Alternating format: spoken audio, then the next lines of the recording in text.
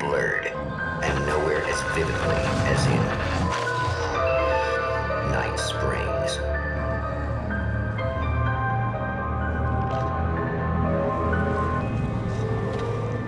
The man before you is a champion of light. He is part of a conflict between darkness and light that is both ancient and eternal.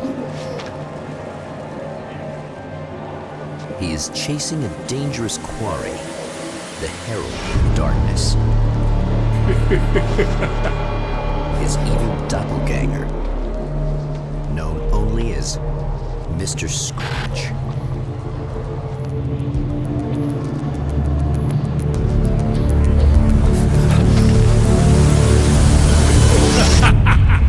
I'll catch you eventually! Maybe. But what are you gonna do then? By then, I'll have had my hands on everything you love.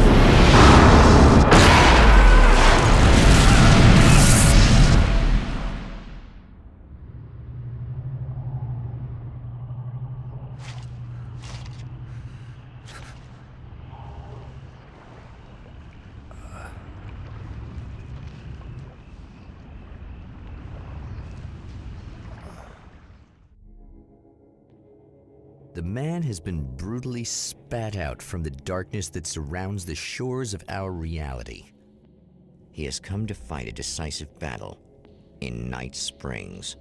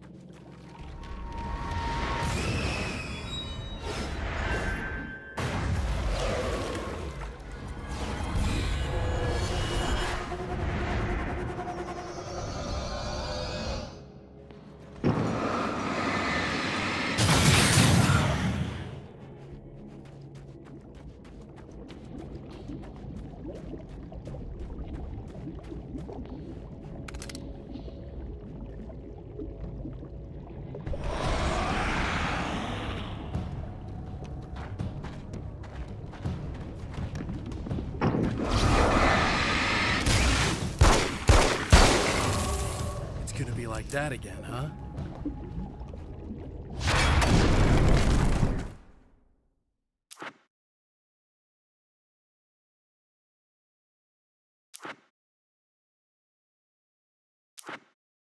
The atmosphere in the projection booth?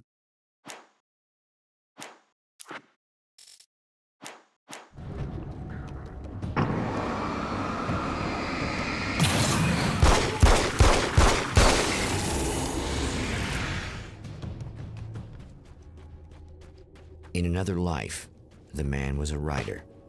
He still practices that art, forging weapons of war out of ideas. But the violent currents that brought him here have scattered the pages he has written.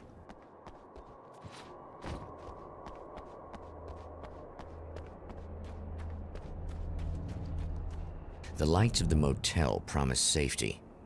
The man senses that the solution to his predicament begins there.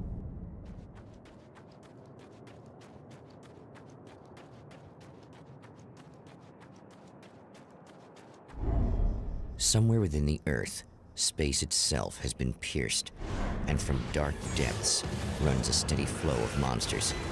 The man recognizes the hand of his evil double in this. He knows he must put an end to this madness.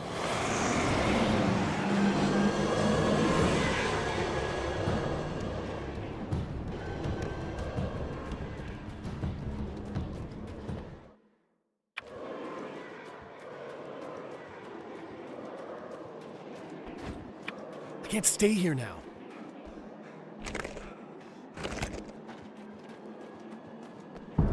It's a little sad how many problems you can solve with buckshot.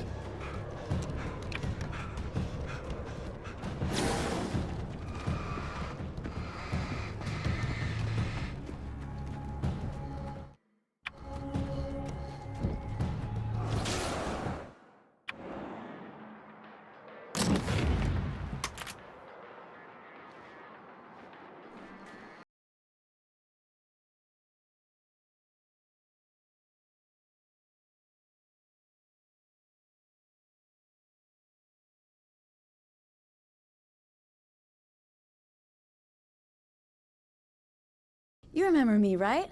Emma? Emma Sloan? I think you might have something that belongs to me. Really? A typewritten page? Oh, yeah, that's weird.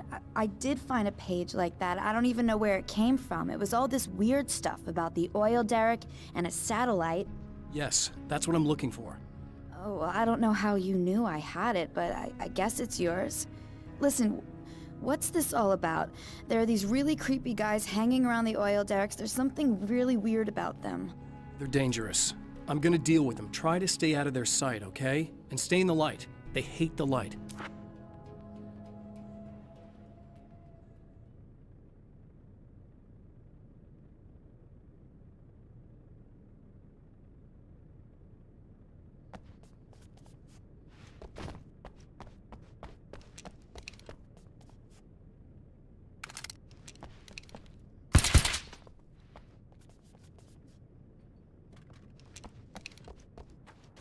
The Champion of Light recognizes the page he got from the woman.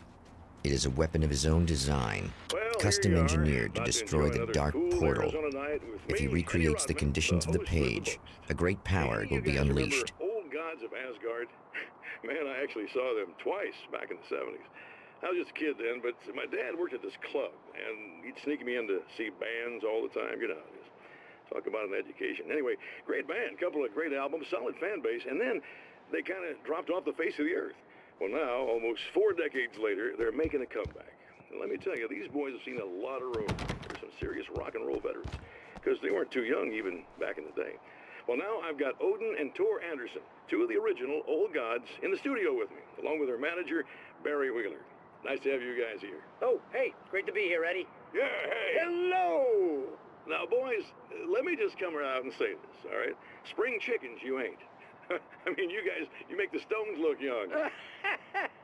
You're only as old as you feel. Who you calling old? Now, your last album was 1978, In the Valley of My Shadow. And then you stopped playing altogether after that. Why? And what made you do a comeback after all this time? Well, it was a sad thing. See, the original bass player for Old Gods, Fat Bob Balder, passed away in...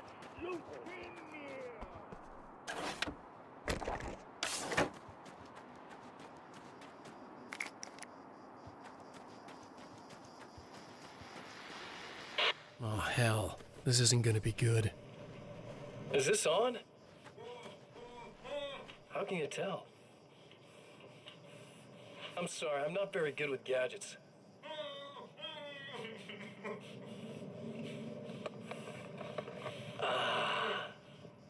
That's more like it.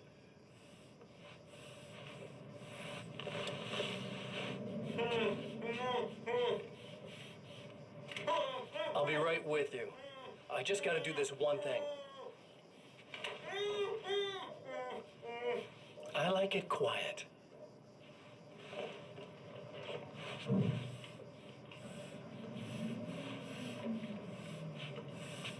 I bet you're wondering why this is happening. Why am I doing all this? Why am I so hell-bent on ruining your life? You're cramping my style. You've got money, fame, everything you could want. But you don't know what to do with it. I do. I'm getting all the things you never had the balls to go for. Having more fun, too.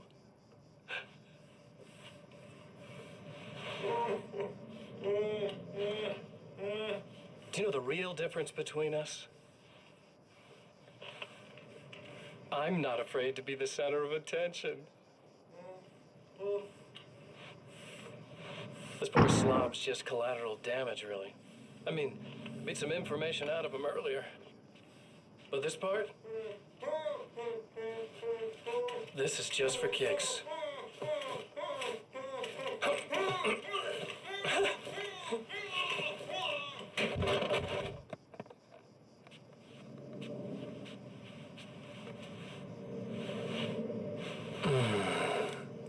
So quiet.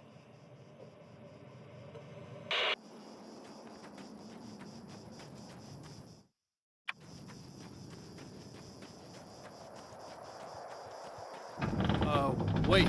Wait! Whoa!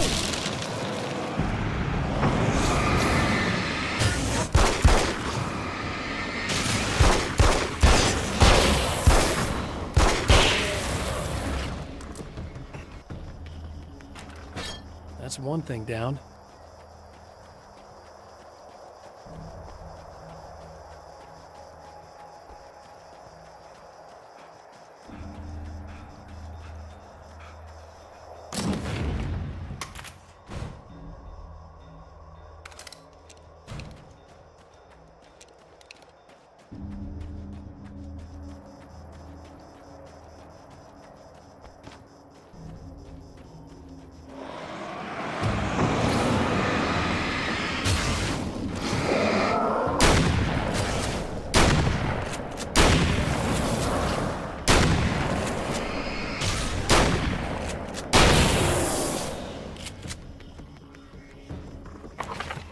That's two. Just one more to go.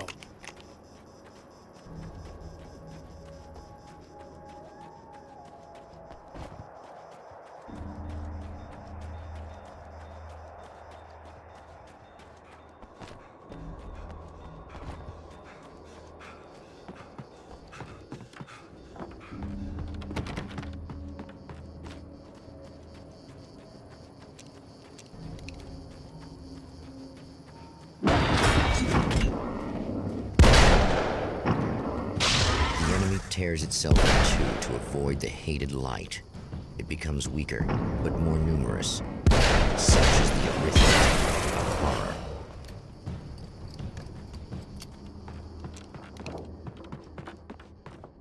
That was just messed up.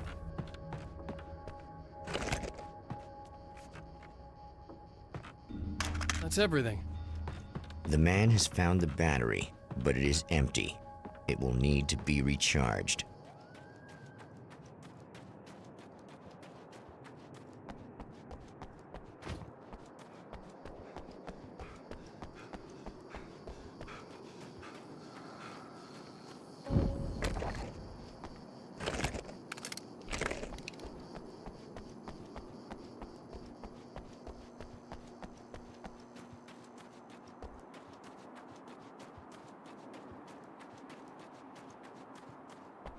I need this battery charged. No problem. Here you go. Thanks. Listen, I don't know what's gonna happen exactly when I do this. My memory's a little hazy. I don't even know what that means. All I'm saying is you don't want to come anywhere near the oil field, all right? This thing could get out of hand. In the middle of highly flammable materials. Great. I'll do my best to contain it. Just please don't turn out to be some kind of crazy terrorist guy, okay? Okay, I'm gonna go now. Wish me luck. Wait a sec, I want to ask you about something first. What did you mean with that my memory's a little hazy thing? I had a pretty rough time coming here. It was like being caught in a tsunami. I blacked out for a while. It's hard to explain. There's a barrier of sorts that I had to break through. I was lucky to make it here with my wits as intact as they are. So you might have brain damage, you're about to do great things with a magic piece of paper, and you came here from another dimension? No, I'm from New York. I was just visiting another dimension. Oh, yeah, okay. My bad.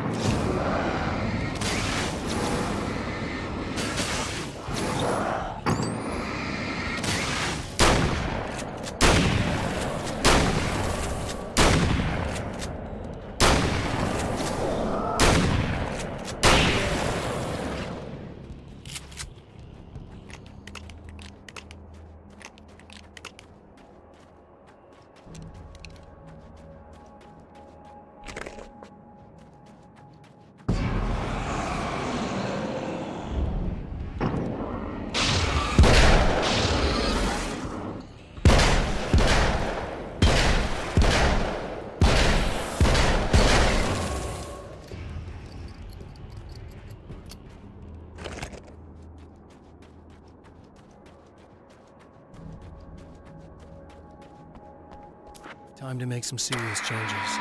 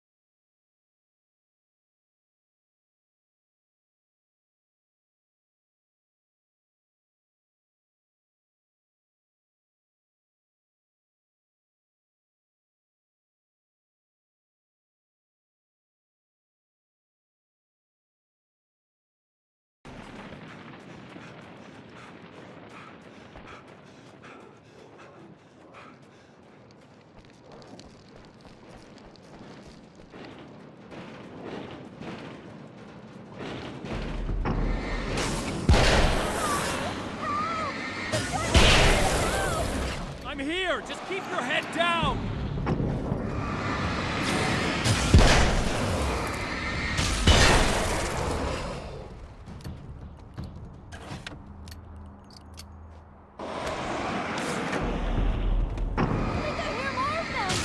Yeah, I think I noticed.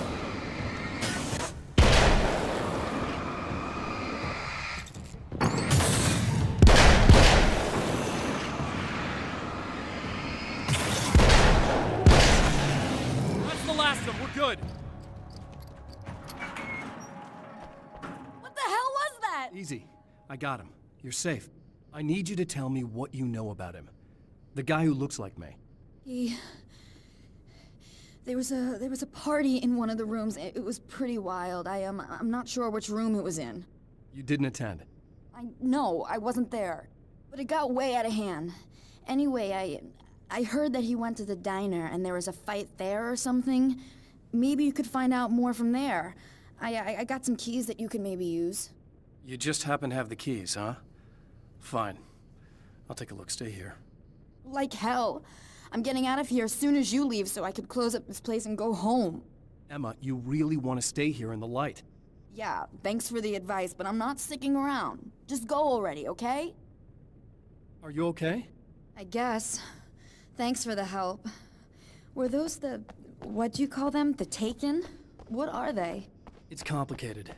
Short version, the darkness can take people over. That's why I had to destroy the oil derrick. Otherwise, they would have overrun the place. Wow, I didn't think you'd actually do it. I mean, I didn't think it'd work. That's crazy.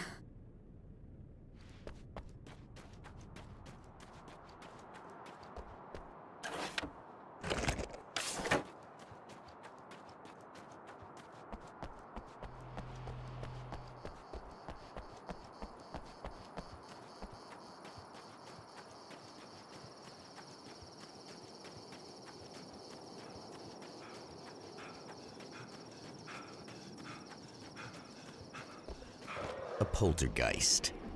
Its existence is one of rage and hostility, and its very presence turns ordinary objects into deadly projectiles. Oh, shit!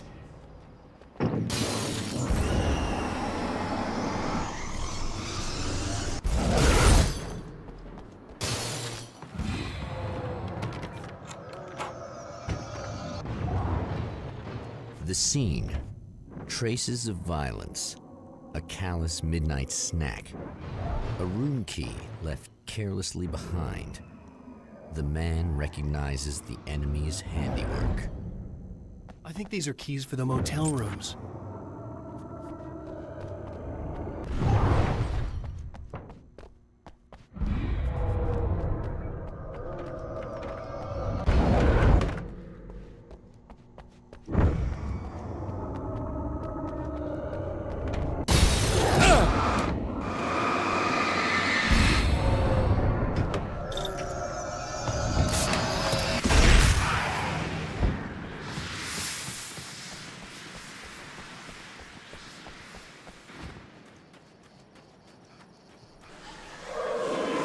Sloan was a believer in a great many things, most of which were entirely fallacious.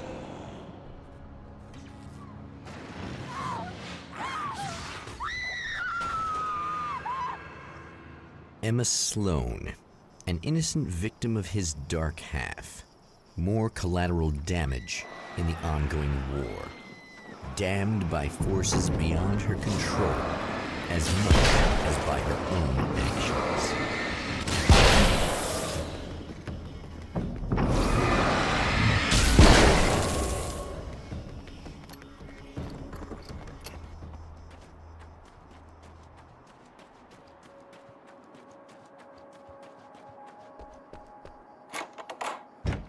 Damn. Michael Farabee, dead, tortured, dressed in clothes that bore the name of a local observatory. A slim lead, but solid enough. It stirs something deep in his mind. He knows where to go now.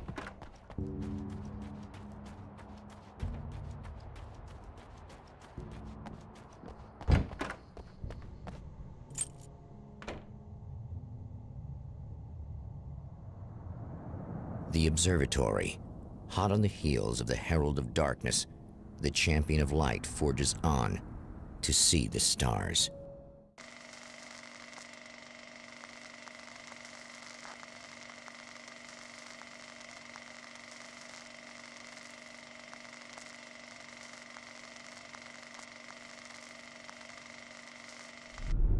An observatory. A place for a man to witness the magnificence of the universe.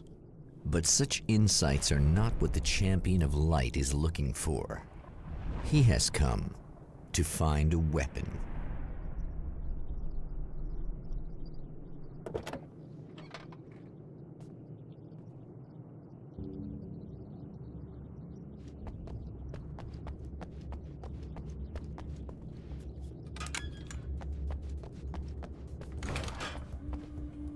Welcome back, listeners.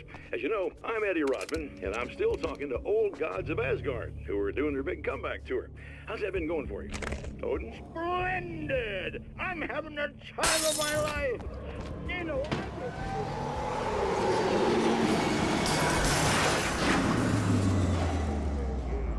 well, this must bring back a lot of memories.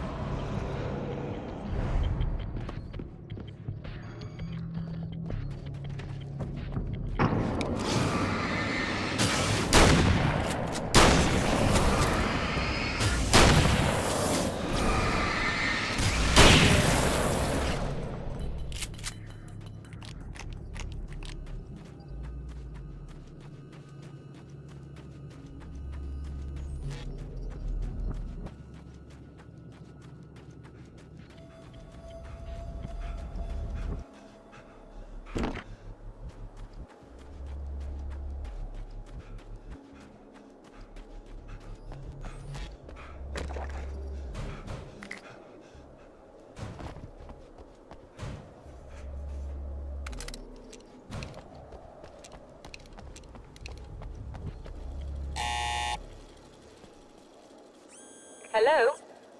I'm Dr. Rachel Meadows, and... Wait a moment, it's you! I can't believe you dare show your face around here again.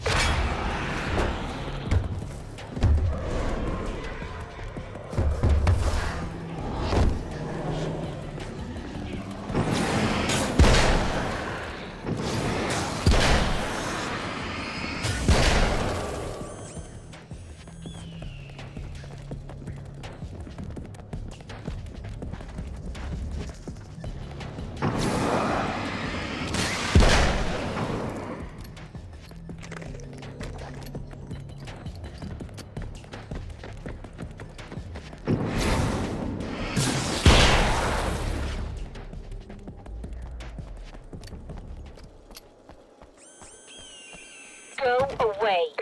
It wasn't me. I just look like him. Are you serious? The I'm trying to stop him. You saw those shadow things trying to kill me, right? I bet he got along with them just fine. Yes. Yes, he did. All right. Come on in. Thank you.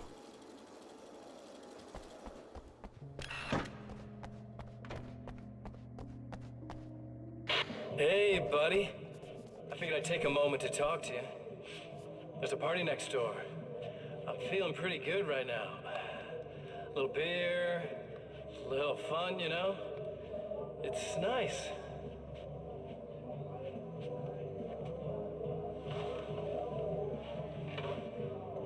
Listen, this whole thing between us, it's a little weird for me too, you know? I mean, we don't just look the same, there's a lot we share. I mean, up here, I know you, right? So I was thinking maybe we could...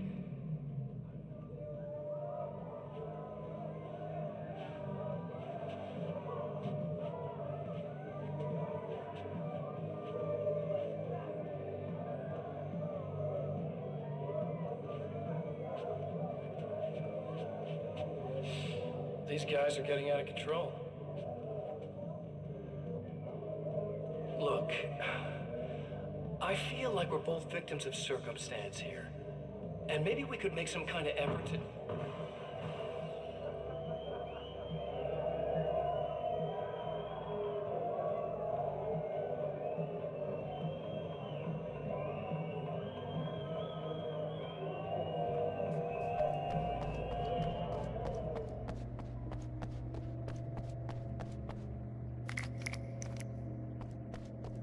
Just a moment, I'll send the lift down to you.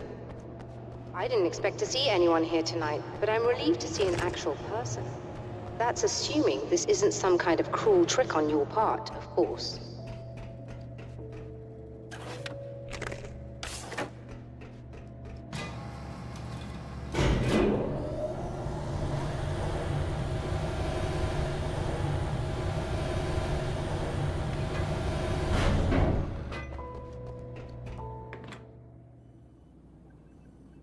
Doctor, the man who looked like me, what did he want here?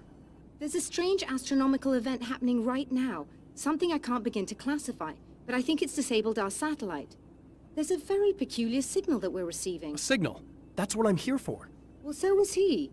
But he didn't seem to understand it at all. He got very angry, sabotaged our imaging array, and now we're blind. I believe the event is still going on, but we can't pick it up. Is there something we can do? What he broke is essentially just a special camera, but we can't use the telescope without it. There's a replacement in my car. If you can get that to me, we're back in business. Consider it done. Tell me more about the signal. It's almost as if something's being transmitted to Night Springs. It's the strangest thing. It's quite elusive, almost as if it wasn't properly there. I don't know how to describe it. So, what was the signal like? I wish I knew. He appeared before I had a good fix on it. He was very pleasant when I was working, but when I isolated the signal, he suddenly forced me out of the control booth. He said it was none of my business. He seemed to change. Somehow he was very smooth and charming before that, but suddenly he became, I'm sorry. I'm not sure I want to talk about it.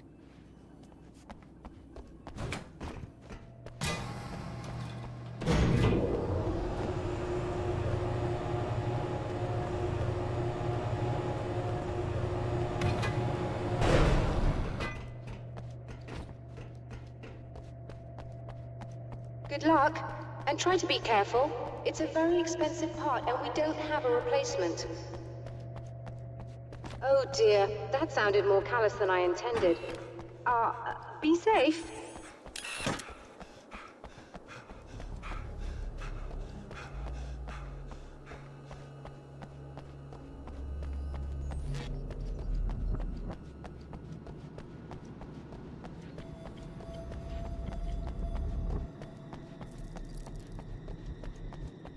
This must be your car.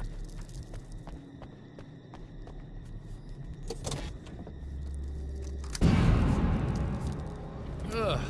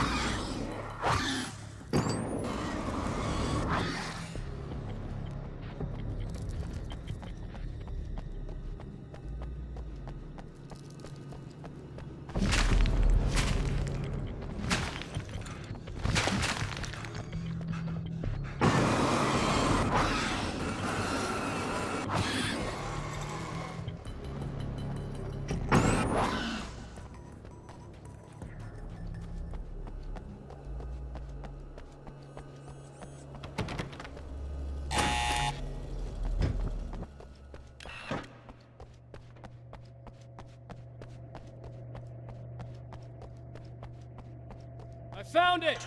Excellent. I'll operate the platform directly below the telescope so you can install the array. Don't worry, it's very easy. Hop on.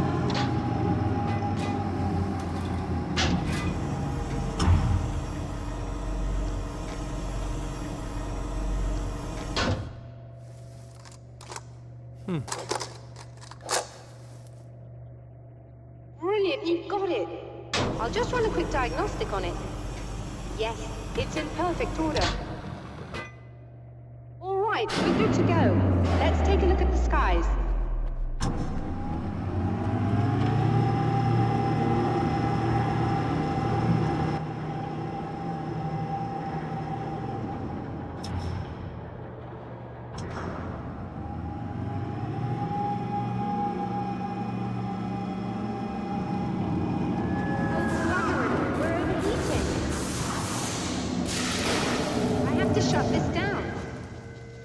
Problem with the automated coolant system. Somebody just interrupted the flow.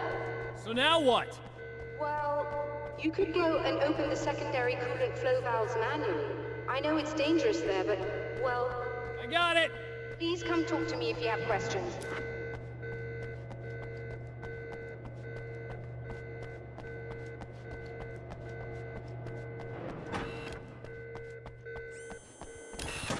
Just remember, you need to release all 3 valves.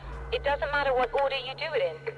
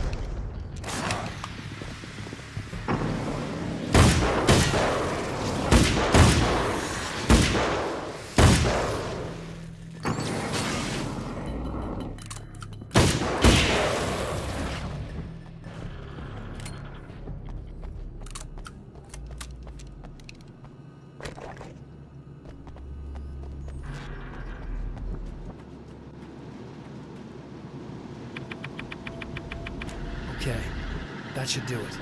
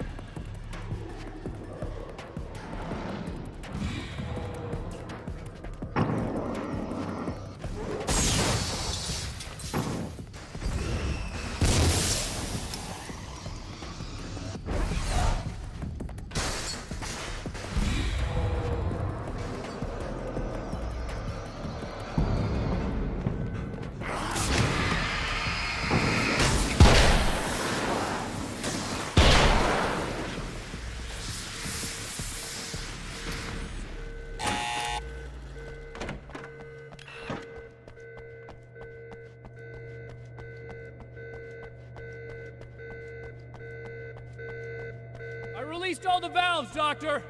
Is it working? Just bear with me a moment. Yes, I believe you've got it sorted. It's working again. Nicely done. That sounds like trouble. I don't think they're happy with our success.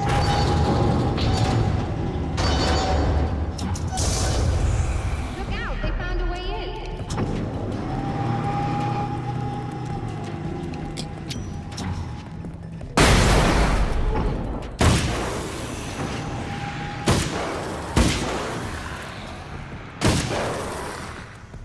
Hold on a little longer. I've almost got it isolated.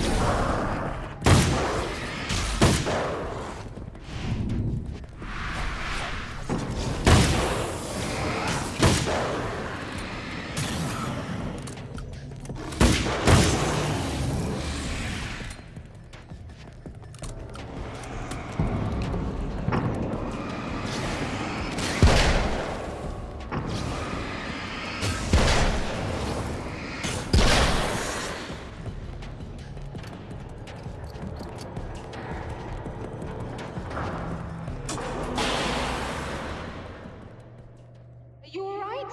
That was intense. I'm sighted in now.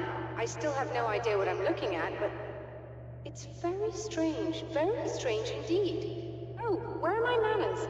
Please, come on up. I'm sorry, I was distracted.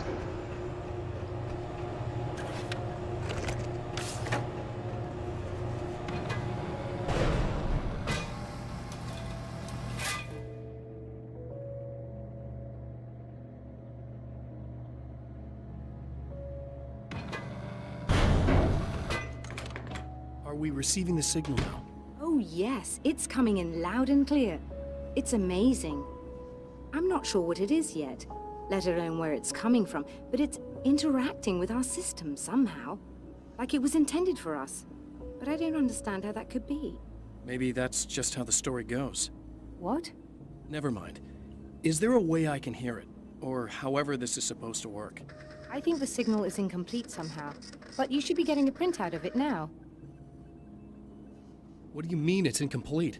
It's almost as if we're only getting a fragment of it. I need the whole thing. This is important. I'm sure it is, but this is all we're getting.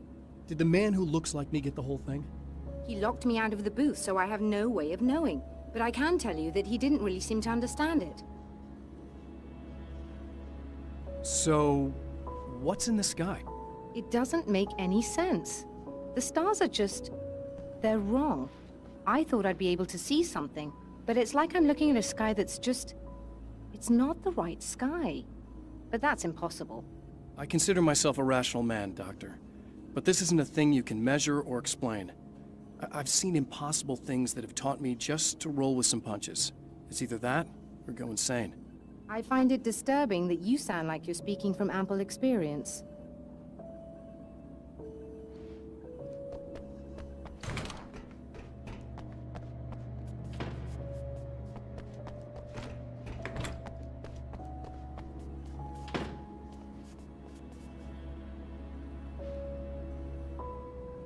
A printout of a signal. It too is a weapon created by the Champion of Light. In its words, stirs a new reality. But it is incomplete, and yet it provides a roadmap for the man to follow, a course that will lead him to a place where he may confront his enemy.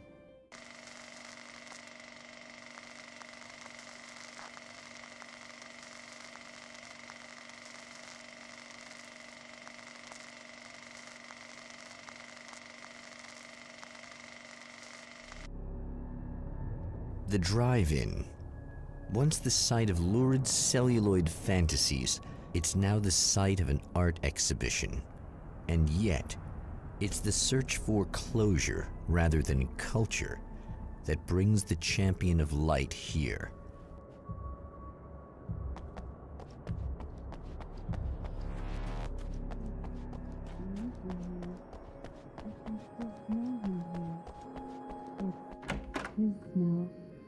Oh, it's you.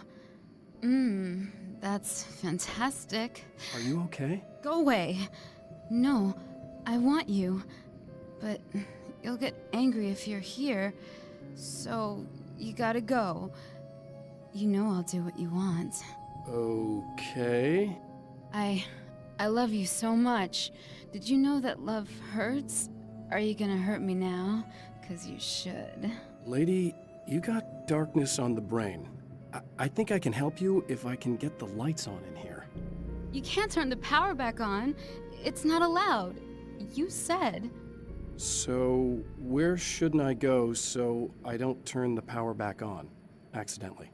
It's the big building on the other side of the drive-in, but it's locked. Where's the key? Just so that I know to avoid it. It's on the wall next to the cash register. But you can't. You can't. Don't be bad. Hey, no problem. I'm just gonna go do some other stuff. Scout's honor.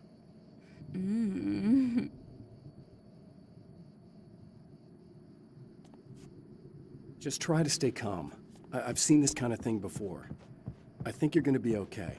Why is it so hard to think?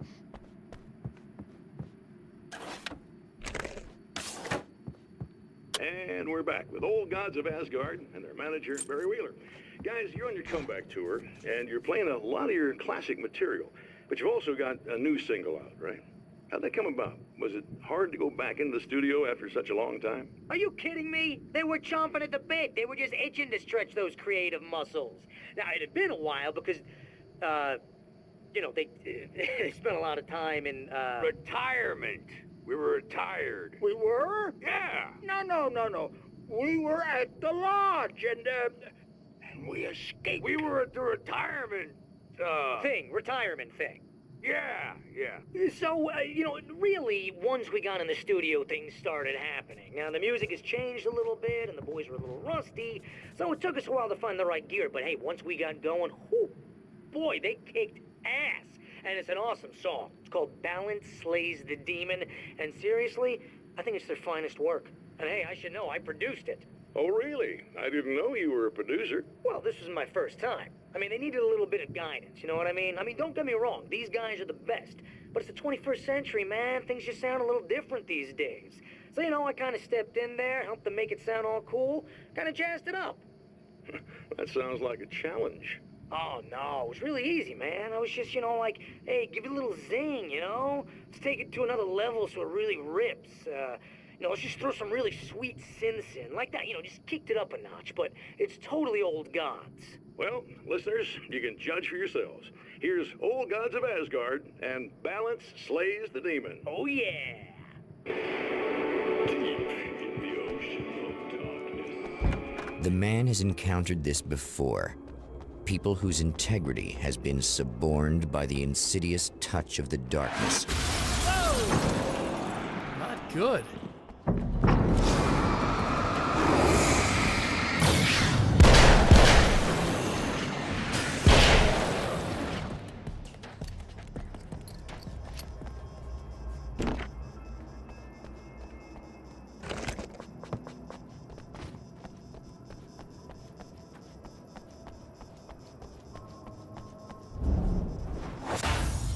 Oh, look! Mr. Hero's here! You ready to save the day?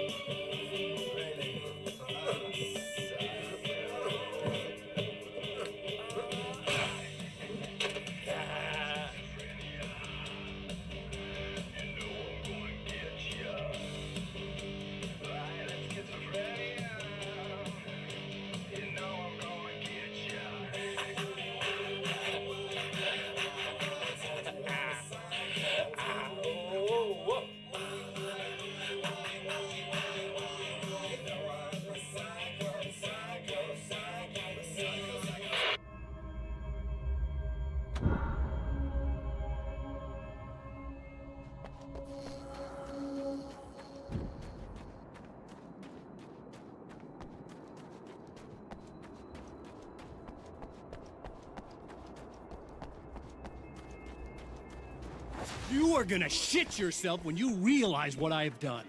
Shut up!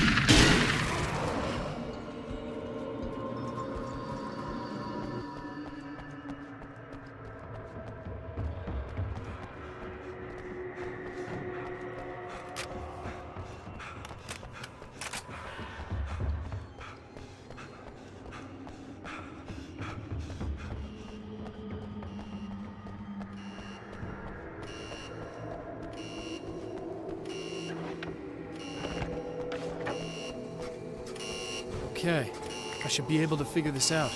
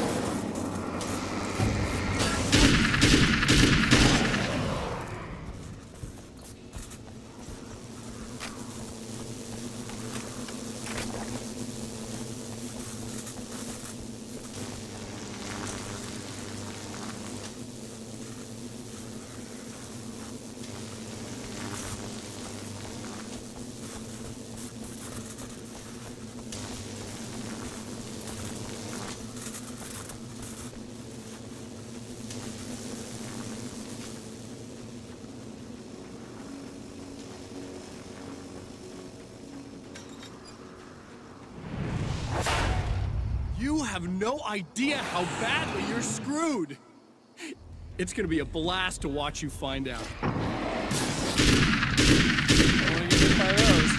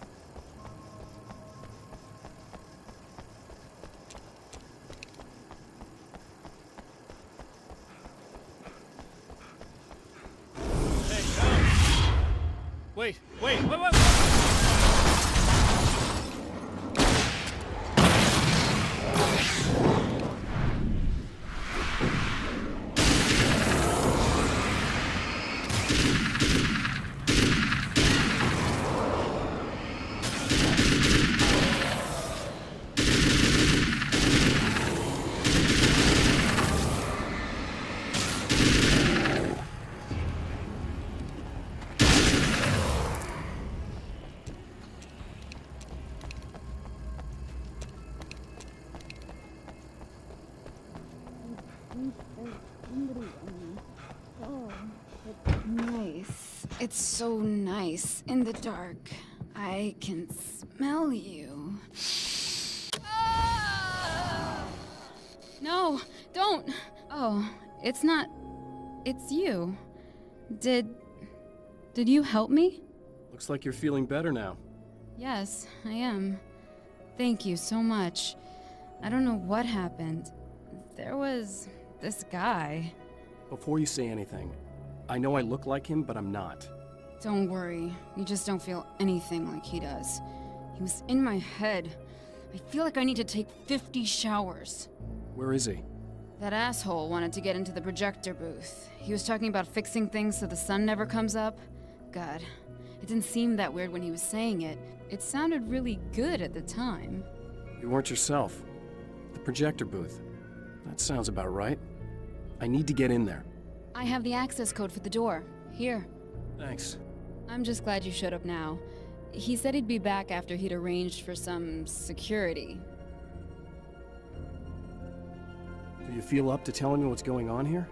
We have an art exhibition here, supposed to open tomorrow. I'm the curator. My name's Serena Valdivia. Alan Wake. Holy shit, it is you. I've seen you on the big screen. I know your wife. You know Alice? Wait. Big screen. Yeah, we have a film from her here.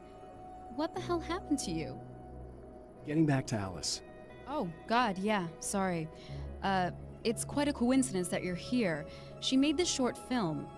She shot it years ago. You're in it. It's a part of the exhibition. I'm in a film?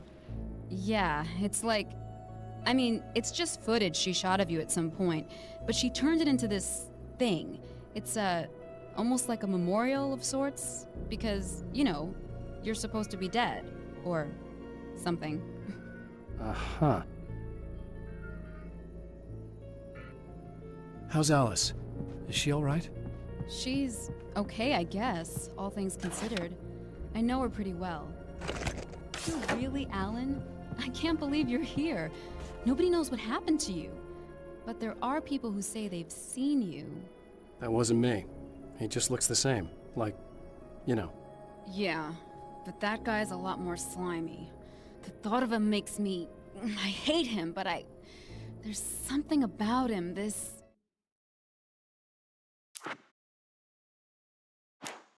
God, he's so creepy. Anyway, you're not like him. At all. I hope you can stop him.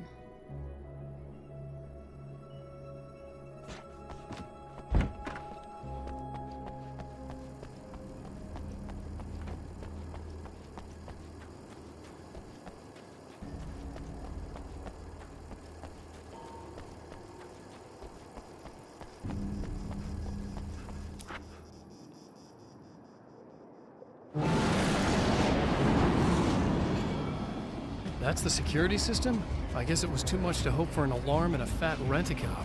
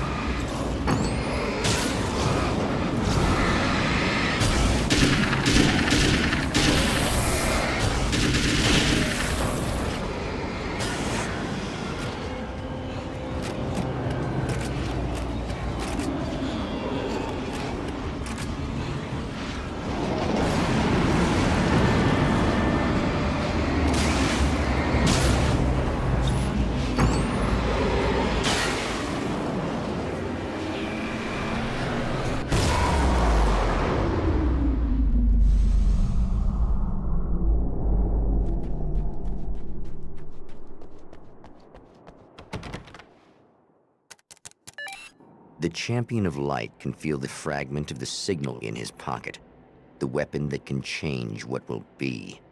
It's incomplete, but it's all he has.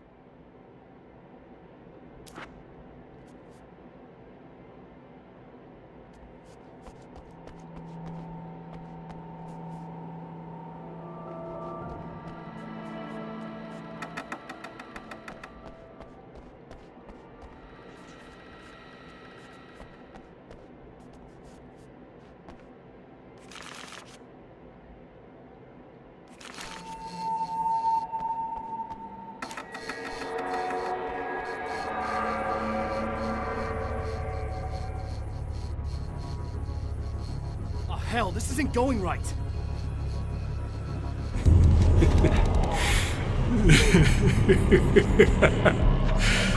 You've been up to something, haven't you? Too bad it's not gonna do any good. I'm a better you than you ever will be, and I've got all the time in the world. Everything you've got's going to be mine. Your life. Your wife! What are you gonna do about it? The sun's never coming up now. I could keep this up forever. Show yourself! Whatever you say, buddy!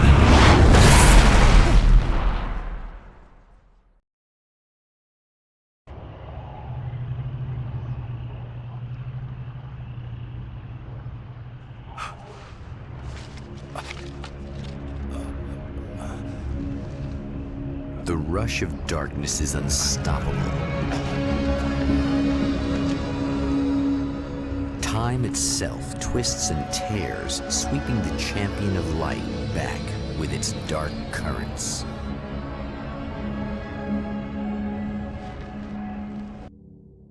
Again, he enters the world, but now he sees the trap for what it is, a maze that loops back into itself. I'm here again. He sent me back.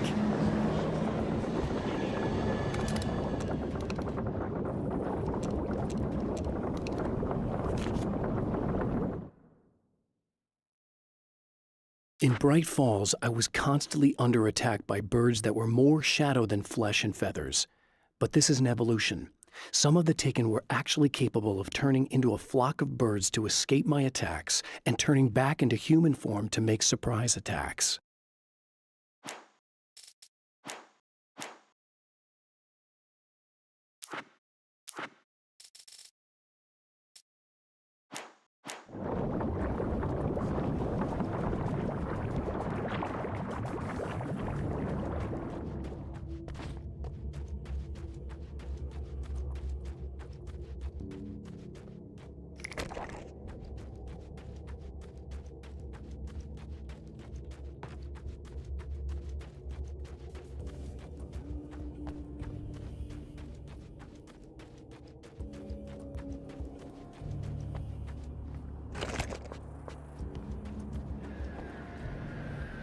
Oh, not birds again.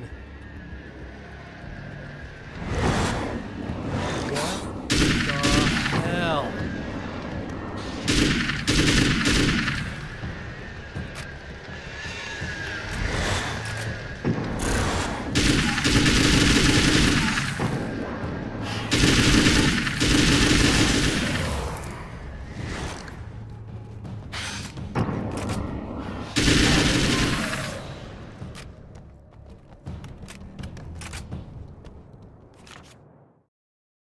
I'm trapped in the darkness. He has started appearing to me. Mr. He can travel back into the world effortlessly, and he loves to rub my face in it. At first, he was just an echo in the darkness, a flicker beyond the edge of my vision. Now he started showing himself, getting bolder all the time, telling me what a great time he's having in the world while I'm stuck here, and what he plans to do, especially to Alice. All the moves I have left are dangerous and desperate. I have no choice. I have to hunt him.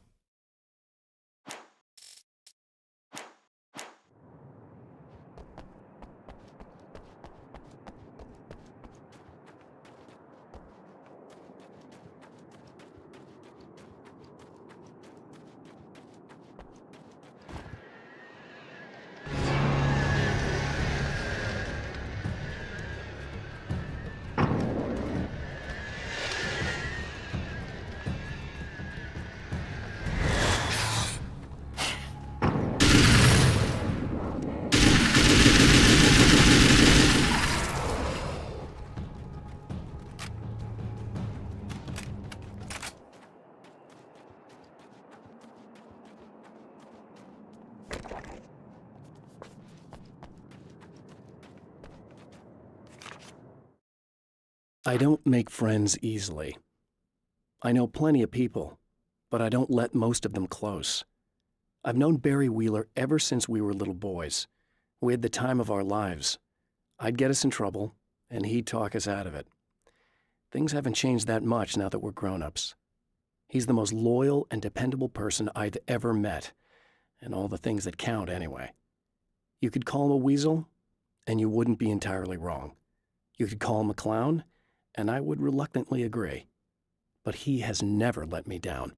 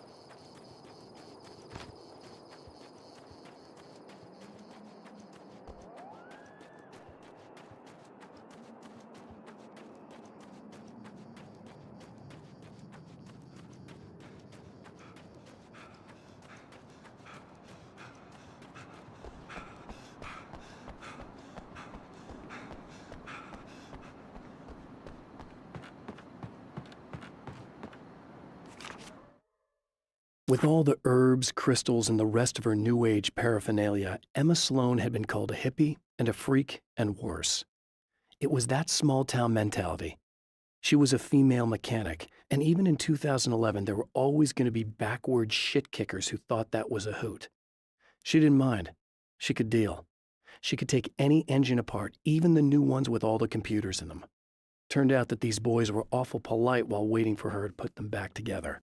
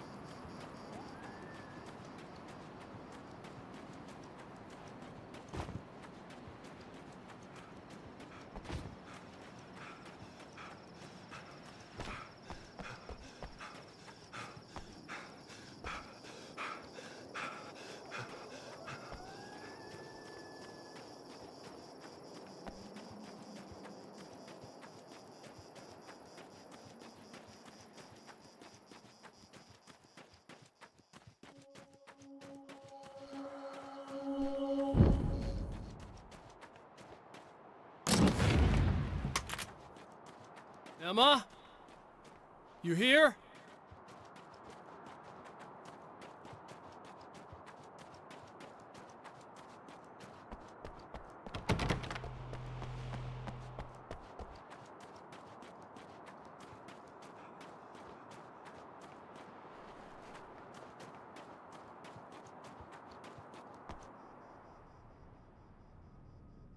Wow, it is you.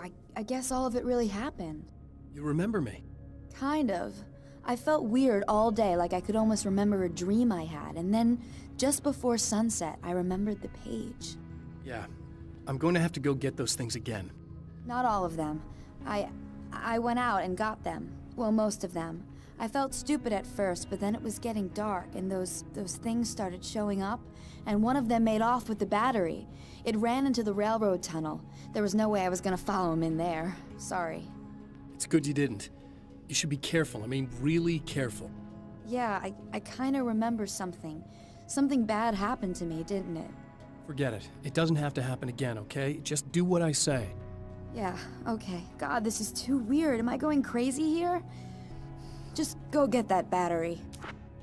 Try to stay calm. You're perfectly sane. We're caught in a time loop. That's why this is happening again. I believe you. God, I feel like I might just lose it any second now. How come you're not freaking out over this? Because on my personal weird shit-o-meter, this just doesn't rate. Look, I know something happened to me before... You're gonna be okay, if you just keep cool, okay? Thanks for getting this stuff for me, it's a big help. I hope so. Are you gonna make everything blow up at the oil field again? I have to. Well, whatever the hell else you might be, at least you're not boring. Just the battery. That'll save time. Okay, people, it's Eddie Rodman here with a few hours to kill, and there's nobody I'd rather spend it with.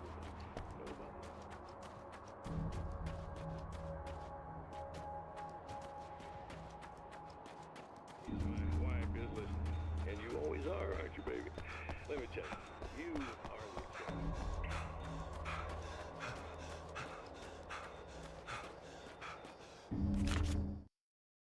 Night Springs doesn't exist. It's a fictional town from the TV show I used to work on. It was Any Place USA, a place we used as a backdrop for whatever strange story we had that week. One of the stories I wrote for the show involved a man, the champion of light, fighting his evil double, the herald of darkness. It was something I'd written back in the real world, something I had a link to, a framework I could build on. I had adapted it into a new story. This story.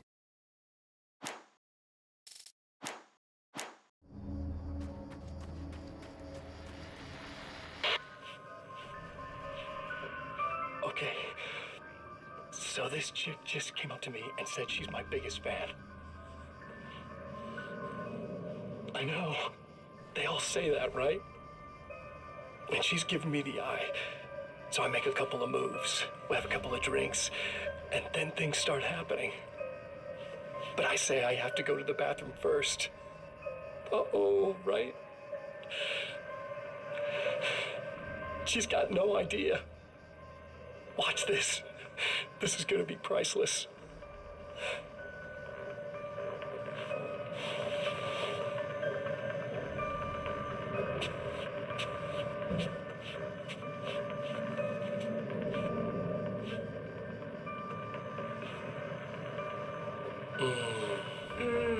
That's nice.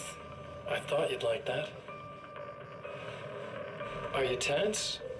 You feel a little tense. Maybe a little. I had a crappy day. Yeah? Don't worry, it's improving real fast. Yeah. Hey, don't stop. It's just getting good.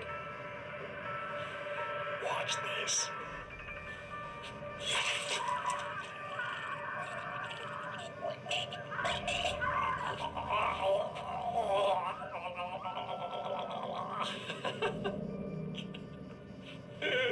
Yeah!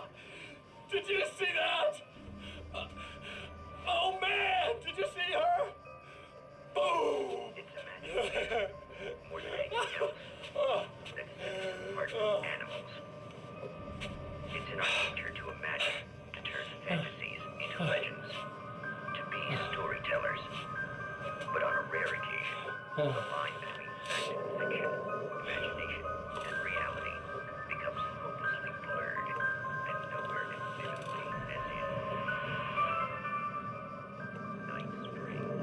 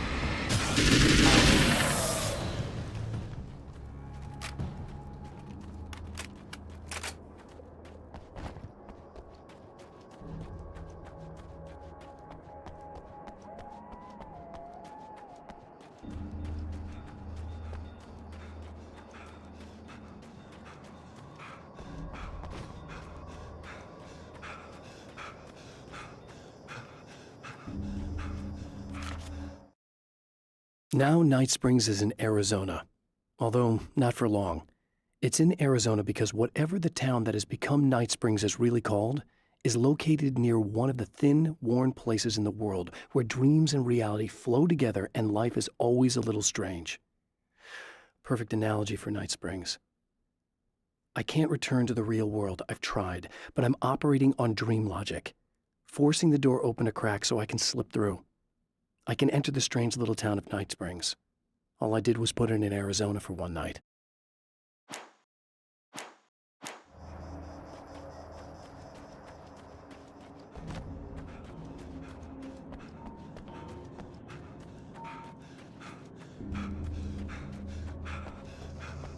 Well, this should be perfectly safe.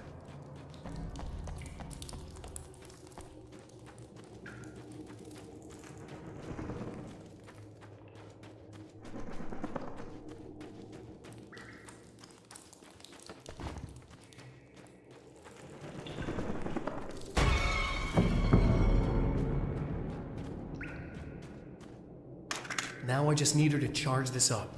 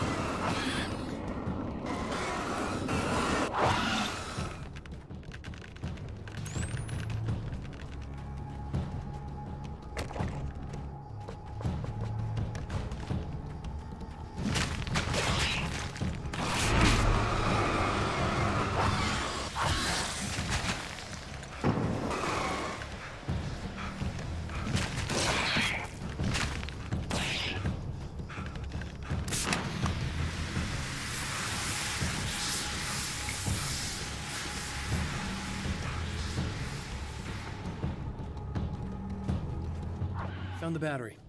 Okay, I'll charge it. Here.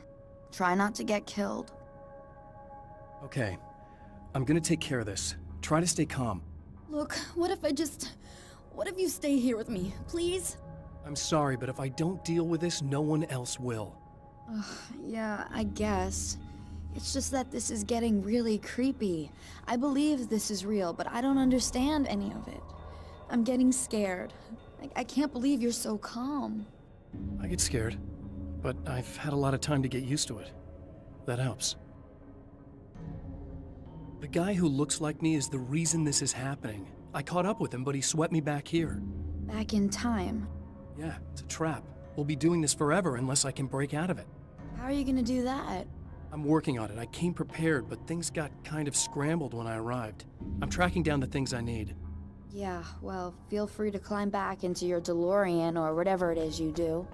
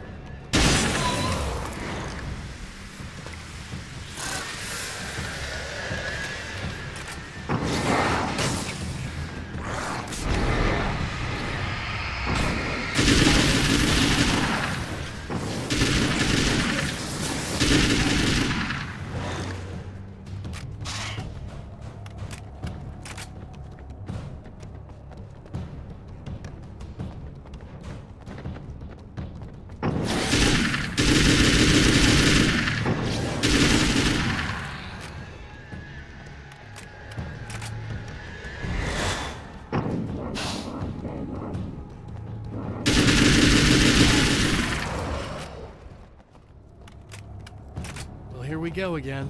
Better get ready to run.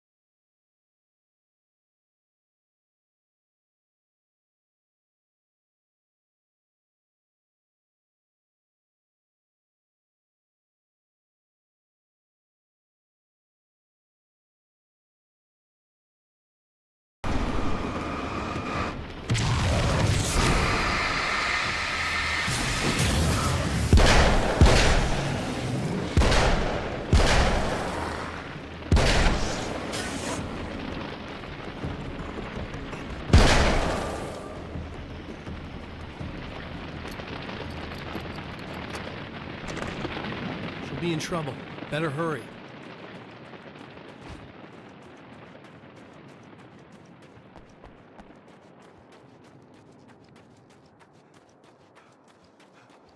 Emma! I'm coming! What's that thing? Nothing!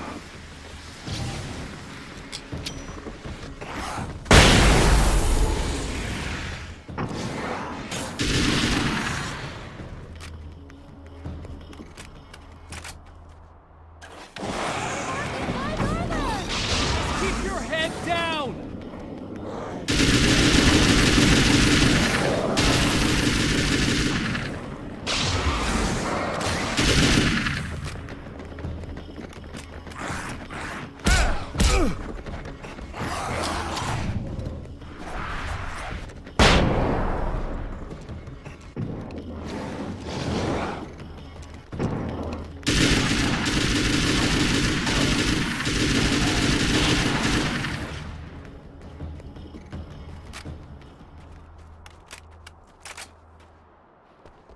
It's okay.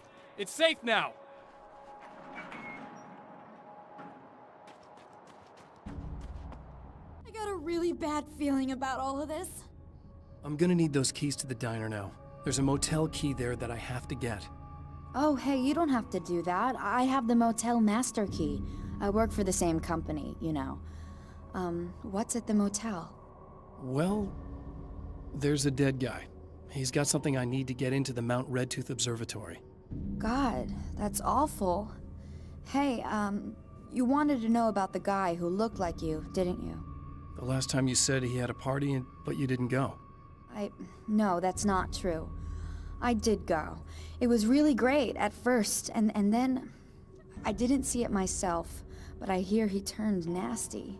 He hurt a bunch of guys pretty bad, and there was this girl, she died. But I didn't hear about that until afterwards. I thought that he was so charming. And then he went to the diner. That's right. I wasn't involved. I wasn't involved with that at all. I don't know what happened. Fine.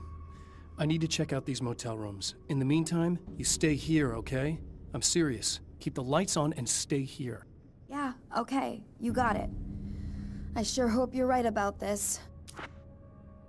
You're gonna stay here this time, right? Because the last time I didn't, and that thing, whatever it is, happened to me. Yeah. I don't want you to get hurt again.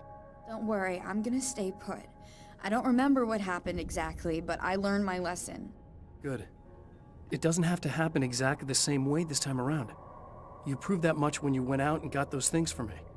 I think you're gonna be okay. Let's hope you're right.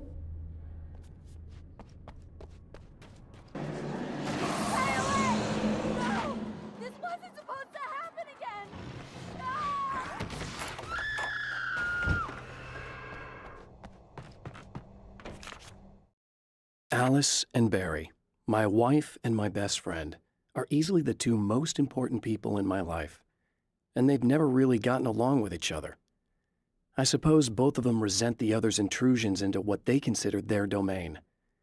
After I was gone, they maintained an uneasy truce. My book stayed in print, still selling, the licensing machine churned away. She was my wife and controlled the intellectual property. He was my agent and took care of the business.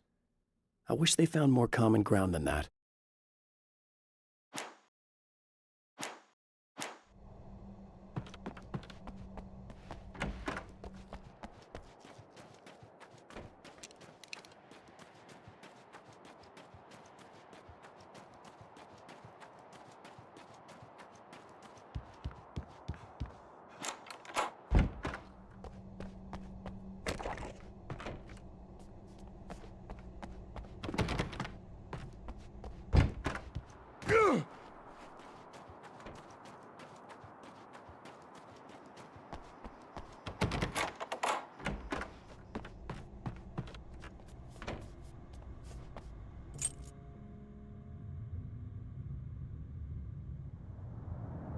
It's said that nobody knows what the future might bring, but for this man, it's no longer entirely true. A weaker man might simply give up, but the champion of light is an expert on destiny. Sometimes the puppet and puppeteer can be one and the same.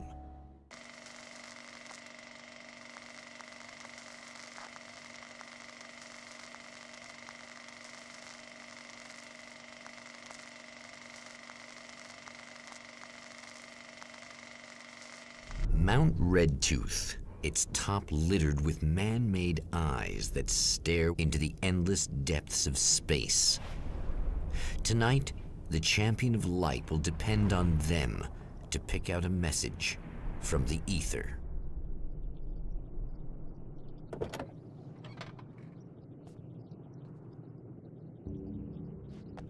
As history repeats itself, the man remembers the patterns. He knows that he needs the missing part for the telescope. Better find Dr. Meadows' car.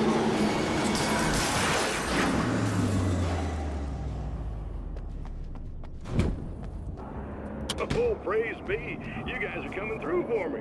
A pretty little light just started blinking on my board here, and that means there's a caller out there.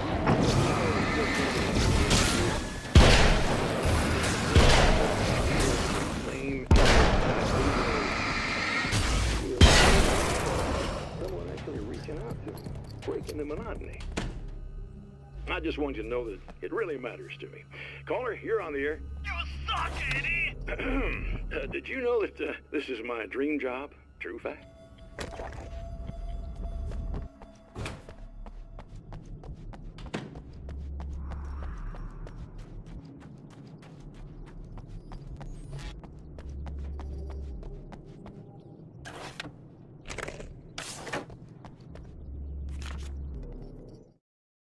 When Dr. Rachel Meadows got the call from Michael, telling her to hurry to the observatory, she didn't waste any time. It had been a nice party. She'd had a good time, but her social life would always play second fiddle to the mysteries of space. Michael never showed up, of course. He pulled over at the wrong rest stop. She never even thought about him at the time. The phenomenon in the sky above her was too fascinating.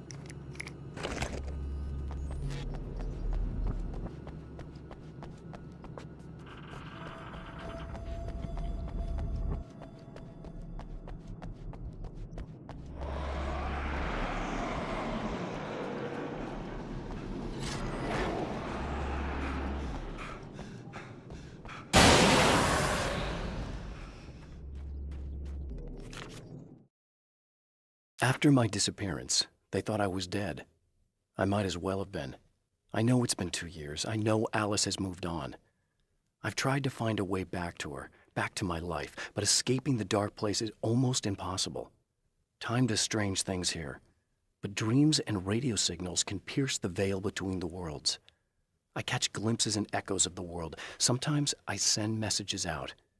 I can only pray that they hear them.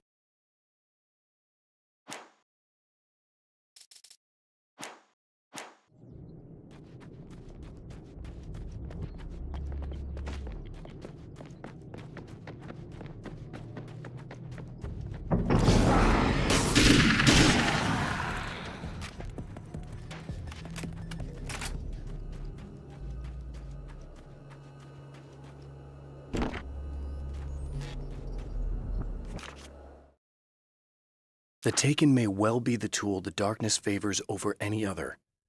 At some point, they used to be human, but whatever humanity they once had is long gone. Now they're just shells covered and filled by darkness. The Taken Mr. throws at me are more grotesque and varied than the ones I first encountered in Bright Falls. But I know how to deal with them. I'd be lying if I said they don't frighten me. But I've survived worse. I can't let them stop me.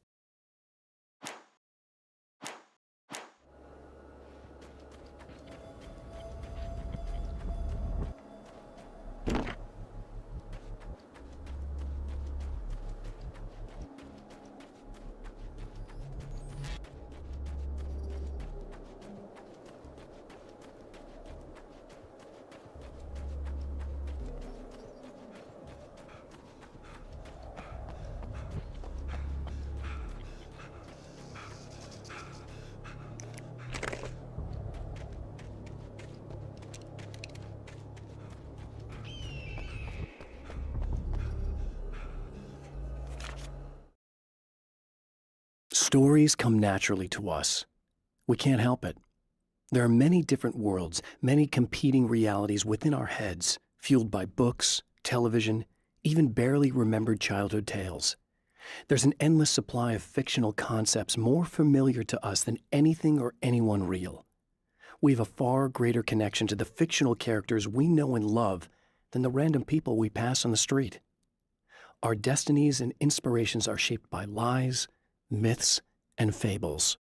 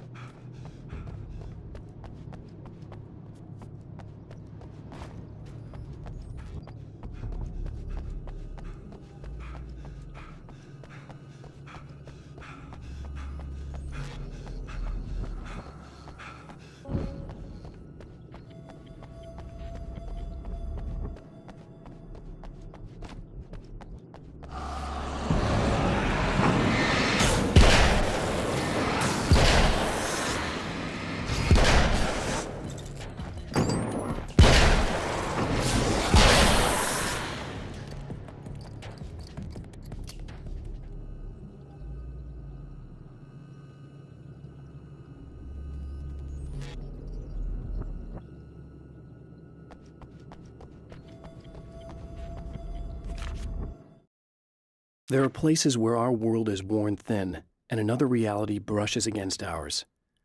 One such site is Cauldron Lake near Bright Falls, Washington. But there are others. That other reality is dark, vast, and malleable, always in flux. In its depths dwell vast forces and alien energies. They're dangerous. But in one of these places, if you know how, you can channel the power of that place and use it to shape reality.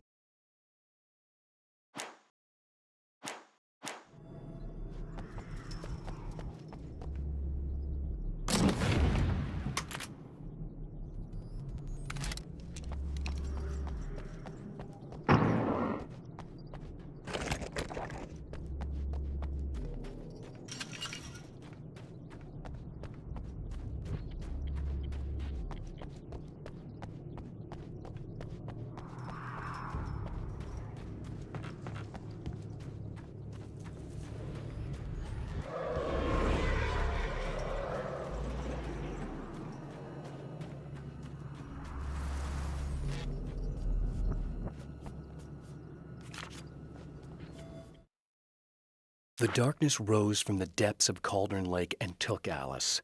It needed words. It needed me to write its way into our world. She was leverage, a hostage.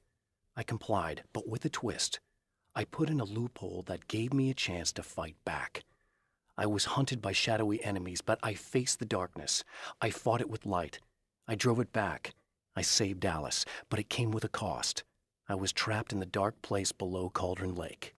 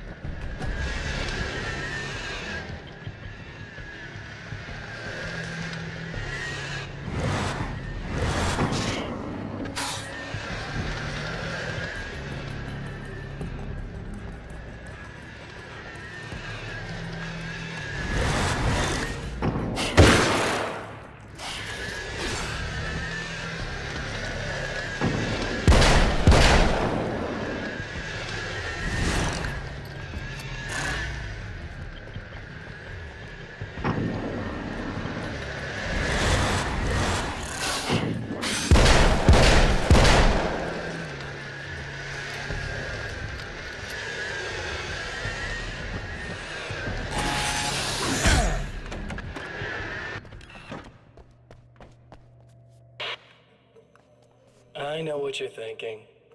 Evil twin, supernatural powers. But most of the time, I just like to keep things basic. I want you to understand that.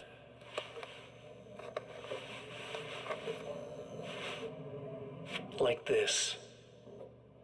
Need to get your hands dirty? No batteries, no moving parts, just physics. That's technology you can depend on. It's a classic. Speaking of classics, you need to be careful with this one, though. If the victim suddenly twists, you might end up cutting yourself. It's not really a workhorse, but I'm a sucker for this style. Now this is more like it. You've got slip-resistant grip. Believe me, you really want that traction once you're wrist deep in somebody. The blade's stiff enough so it won't open by accident in your pocket, but it's still really easy to open with just one hand. Now that's a big thing for me. I know what you're thinking. It's too big, too heavy. But sometimes you just need the extra oomph. If you're talking intimidation, this is gonna do the job. Also great for dismemberings and whatnot. You know, the messy jobs. I can't tell you how many things I've MacGyvered with this stuff.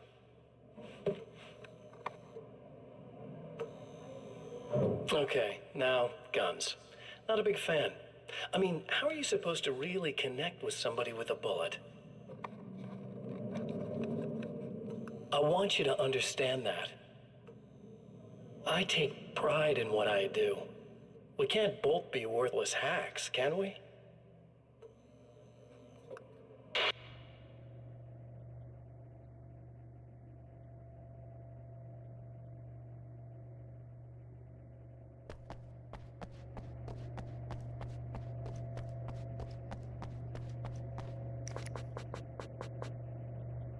You'll have to forgive me, but this feels very strange. It seems like this has all happened before. I have the replacement part for your telescope, Doctor. All right. Let's get it installed.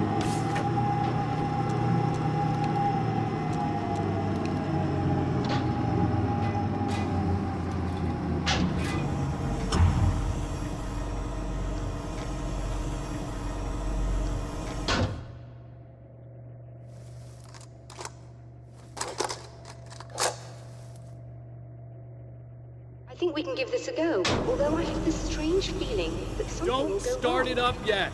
There's a problem with the coolant system. Yes, that's right. I remember. All right, let me think. If they're sabotaging it, they'll be at the primary coolant pipe outside. If you can secure it, we should be ready to pick up the signal. That is why you're here, isn't it? Yes, it is. I'll take care of it. Before you go, if you have the time, I'd appreciate if you came up here and explained a few things. All of this is very strange to me.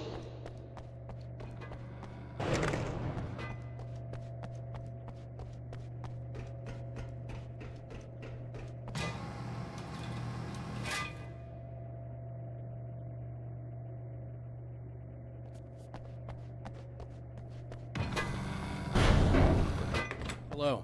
I don't quite know what's going on, but I seem to remember having had this encounter before. It's not deja vu, Doctor. This has happened before. We're caught in a time loop. That's utterly insane. How could that be? I can't really explain it. I suppose I could call it magic. I don't believe in magic. Neither do I. But I can't argue with what I've experienced. Listen, what matters now is the signal. The last time we only caught a part of it. I need the rest of it. Whether you believe me or not, you want to look into this as much as I do, right? Yes. All right.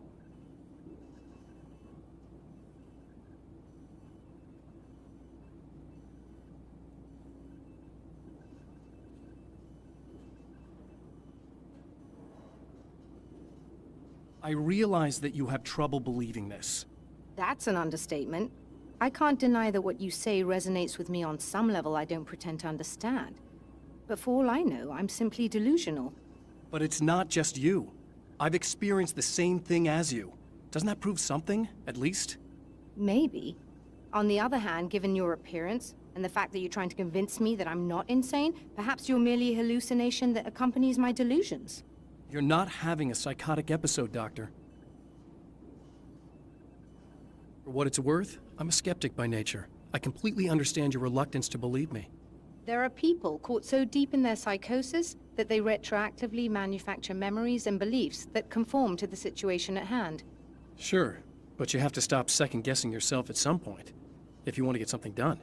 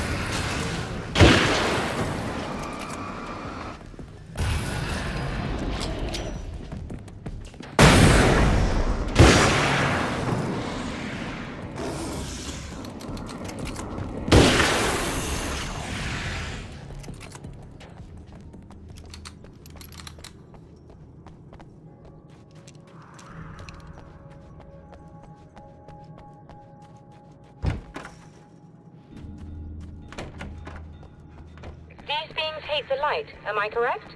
You should be able to turn on the lights and secure the area that way. Doctor, can you hear me? I think we're good to go. All right. I'll start looking for the signal. Please, head back.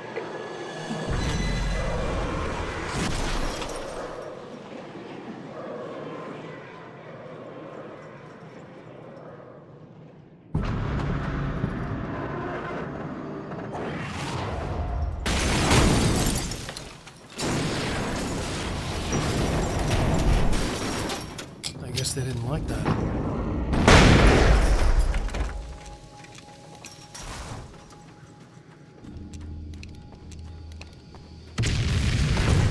Whole damn mountain's trying to kill me.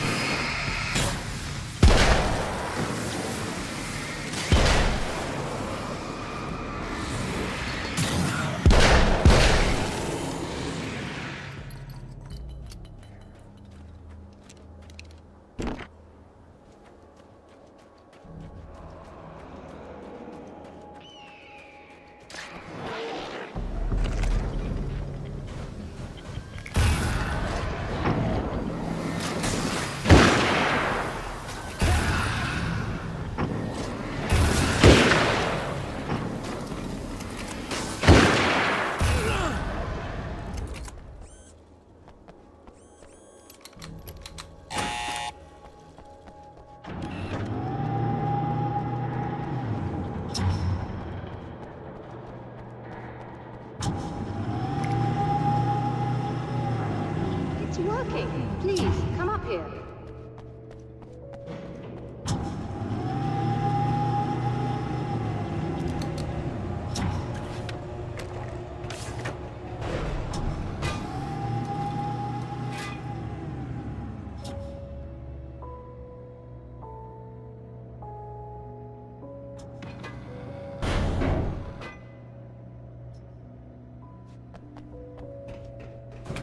Find the signal? Yes, I don't think it's quite the same thing we had, the last time. Still, we're definitely picking it up. Are we getting the complete signal now? I'm afraid not. Take a look at it yourself. I'm printing out a hard copy now. I'd like to ask you a question or two before that, though, if you don't mind.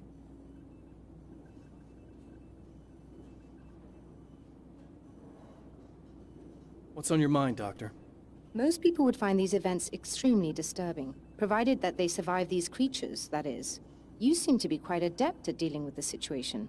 Why is that? Yes, I was involved in... It's a complex story. I was in this small town, and a horrible thing from another dimension kidnapped my wife and manipulated me into writing this horror story that came true. I learned to fight it with light, and I managed to contain it and free my wife. But I was trapped in its world. Are you serious? Absolutely. So, I'm used to reality working in strange or even impossible ways. And I've fought these things, not exactly like this, but close enough for a good while now. Of course, I have certain advantages. Was there anything else? What did you mean when you said you have advantages? At the risk of sounding like a lunatic, reality is much more fluid than people think. It can be influenced. I didn't take you for a mystic. I'm not. I'm a writer. And under certain conditions, I can, for lack of a better word, rewrite reality. Change things. That's absurd. But it works. Assuming I believe this, why don't you simply, I don't know, write yourself some superpowers? It's not quite that simple. You need to follow certain laws of drama, I suppose. You need to think about consistency and symbolism. Often what you write isn't anywhere near as important as what you imply. There are things out there that will take advantage of your mistakes. You really believe in this? Don't look at me like that. You've experienced some of this yourself. I will gladly admit that something exceedingly strange is going on. But this idea that you're somehow altering reality with your writing is ridiculous. You're essentially saying you're controlling my actions. Leaving aside the rational arguments against this, what gives you the right? Well, it's more like having a destiny. A path you're on. You're not aware of it, but there it is. If somebody changes it, what difference does it make? It's what every writer does. If you write something that affects one of the characters, they don't really know about that. I'm not a character. Are you saying that it's all right to take advantage of someone if they aren't aware of it? Look, all I meant was that if you're genuinely making all your own decisions, and those decisions lead to whatever destiny you have, what practical difference does it make? I suppose that depends on whether our destinies are determined by things like physics and probabilities, or natural reality, which is presumably neutral and impartial, or by some kind of an intelligence. If it's the latter, that intelligence makes choices based on some criteria. If we suffer as a result of those choices, there's a moral and ethical element involved, regardless of whether we're aware of its manipulations. Wouldn't you agree?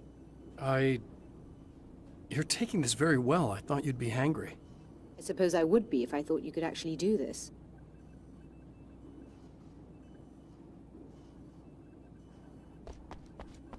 Another printout. Another signal fragment. The message is still not complete, but it's another piece of the weapon he has built against his adversary. Mere words on a piece of paper, but in the right hands, they will hold back the darkness.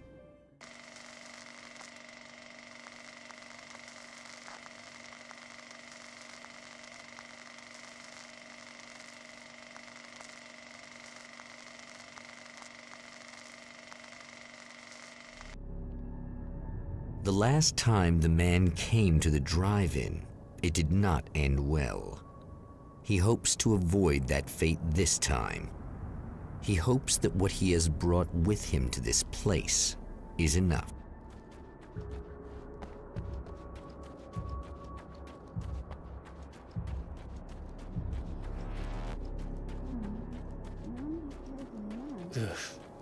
Serena's probably out of her mind again. But I'm gonna need that key so I can get the power back on.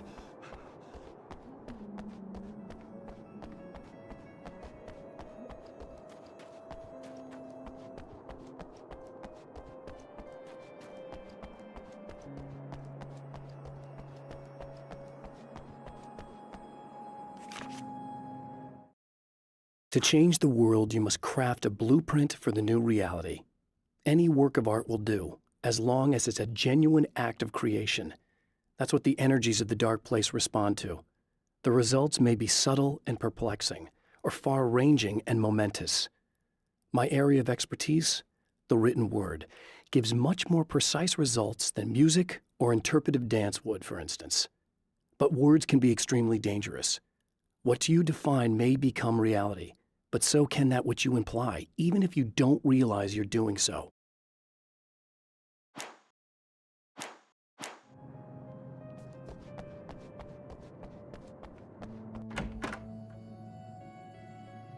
You again? I'm really just here to get the keys so I can get the power back on. Do you want to hold me down? It's okay. I know you like that. Yeah, I'll just grab the keys. I could be like your wife, little wifey, waiting at home for hubby. Or you could be the mailman, or the neighbor. I'm already married to someone who isn't crazy, thanks. I'm just gonna go and get the power back on. Aww. Look, I may or may not be back. I have the access code to the booth already, so once the power is on... You should totally come see me. We could have fun. You know.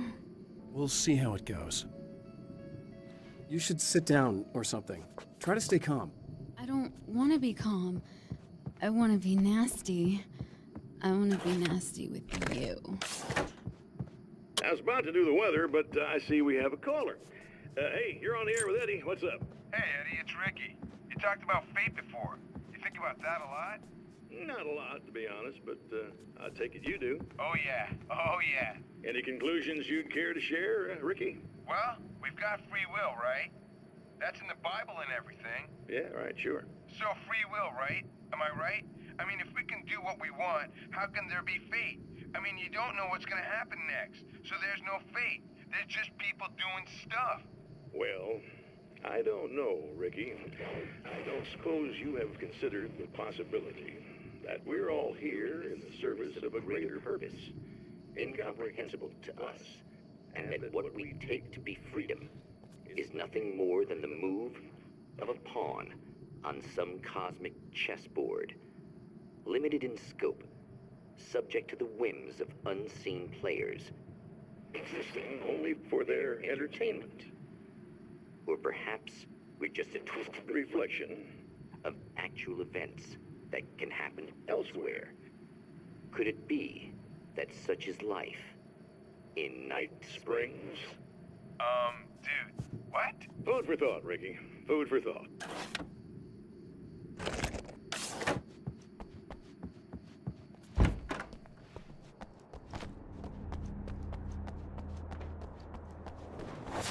Are you getting it yet, genius?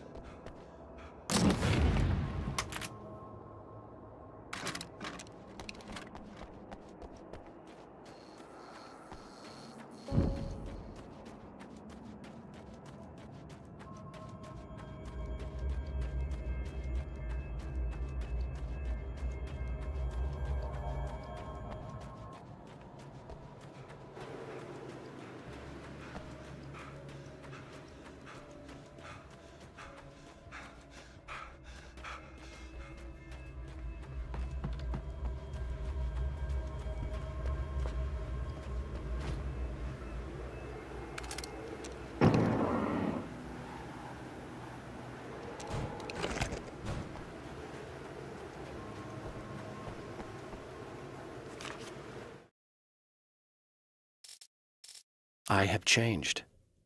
I know who I am now. I know that I can write my own fate. Bright Falls taught me that. I know that indulging my weaknesses, giving in to fear and complacency will only drag me down.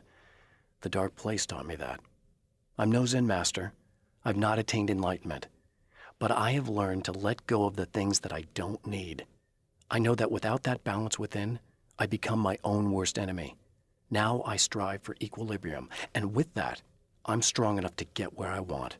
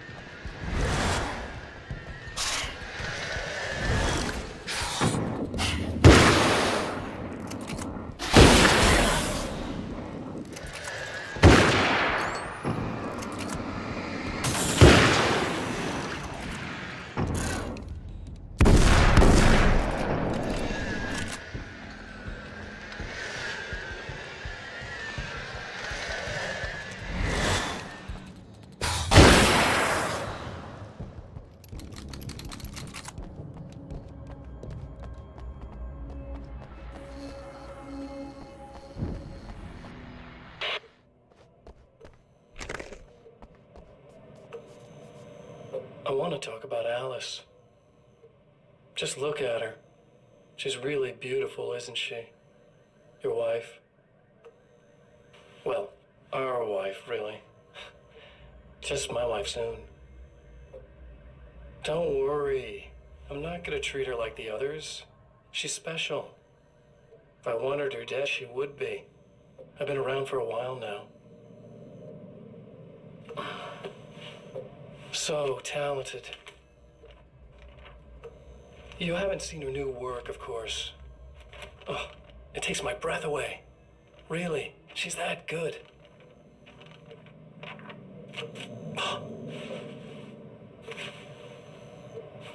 Did you know that I've got a wedding ring, too?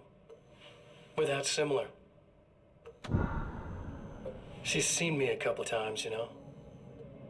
I've let her catch glimpses.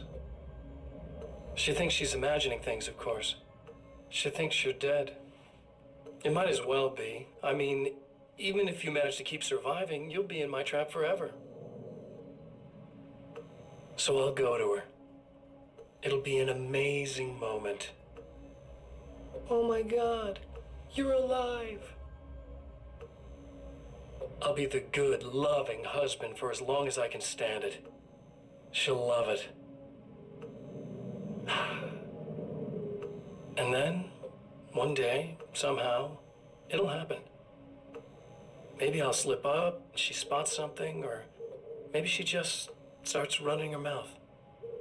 And then, I'll do it.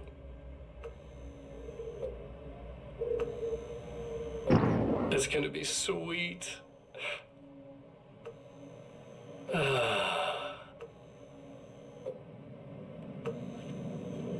My darling wife.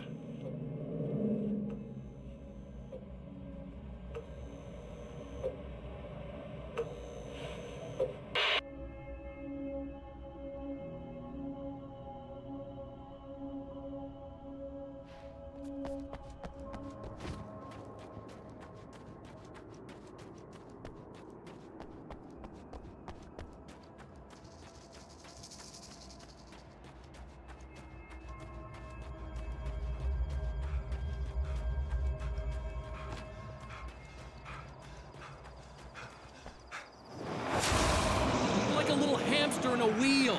Go ahead and keep running for all the good it'll do you.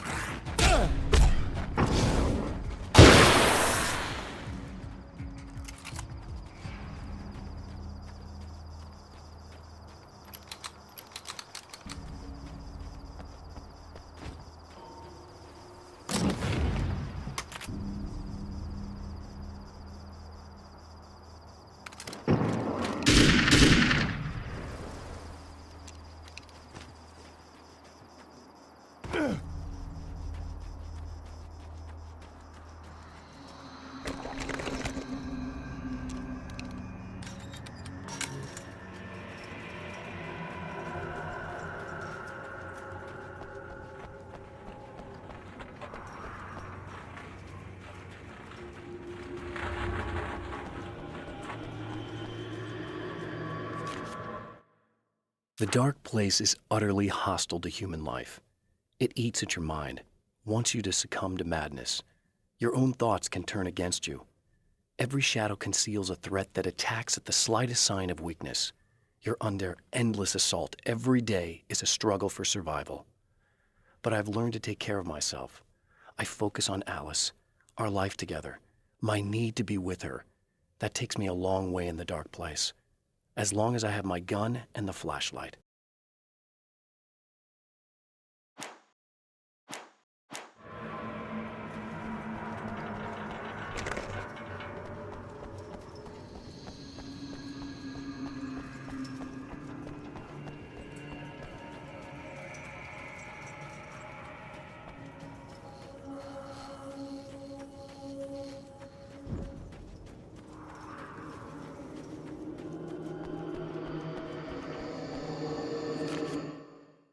For Serena Valdivia, burning the midnight oil was more of an exception than a rule.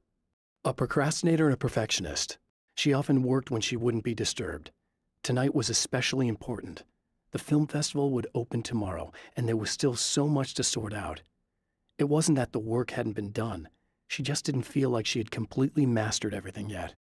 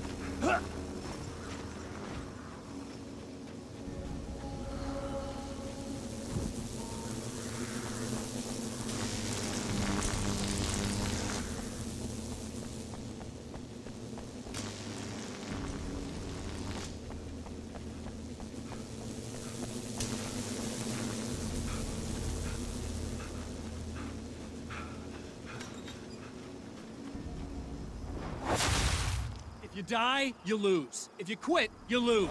If you make it to the end of the loop, you still lose. Sucker.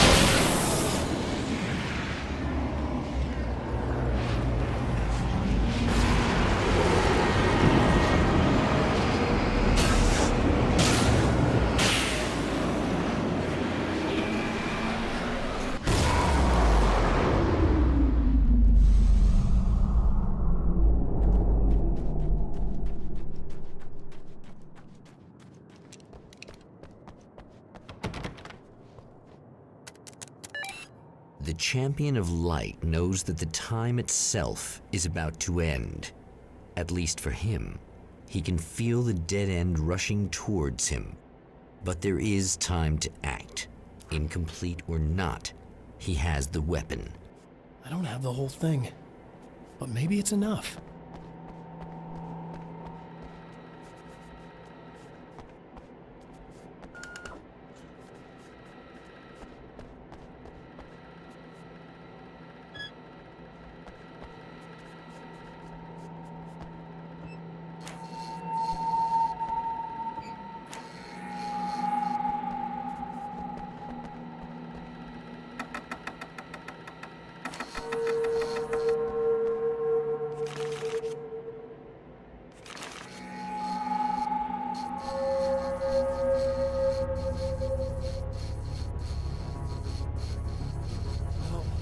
Not enough.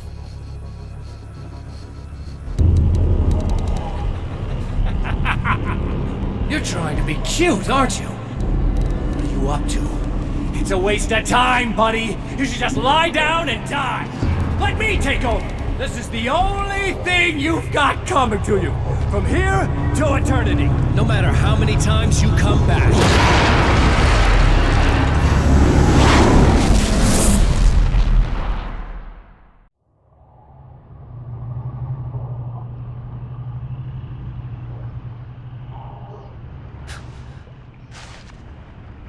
Time folds back on itself. Again, his senses scream as the very impossibility of what is happening assaults them. But the champion of light endures.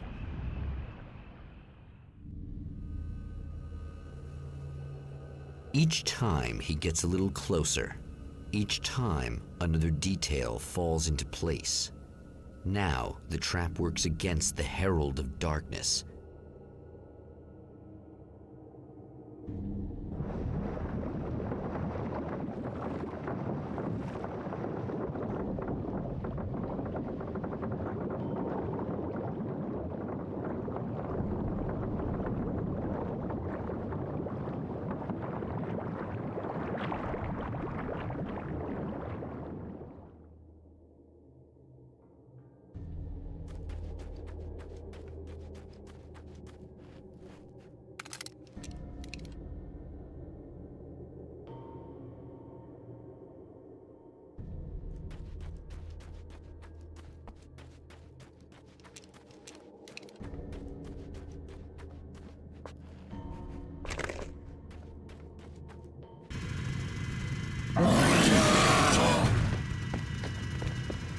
Holy shit! What are you, the King Hillbilly?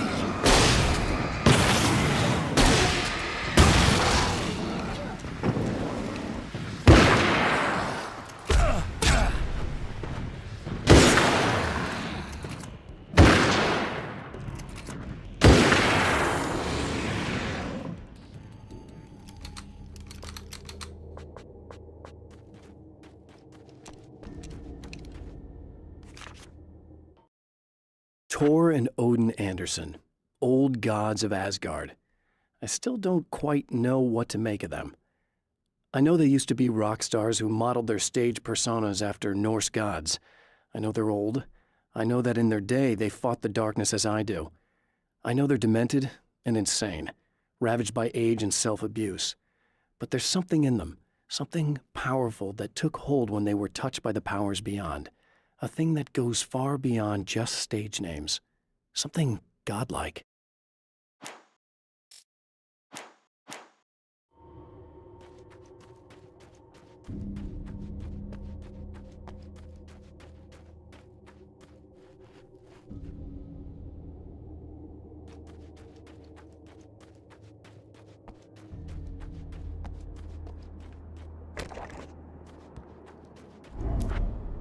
Right on cue, bubbling to the surface from untold depths, the horrors come. The emerging monsters do not expect the warm reception that has already been prepared for them.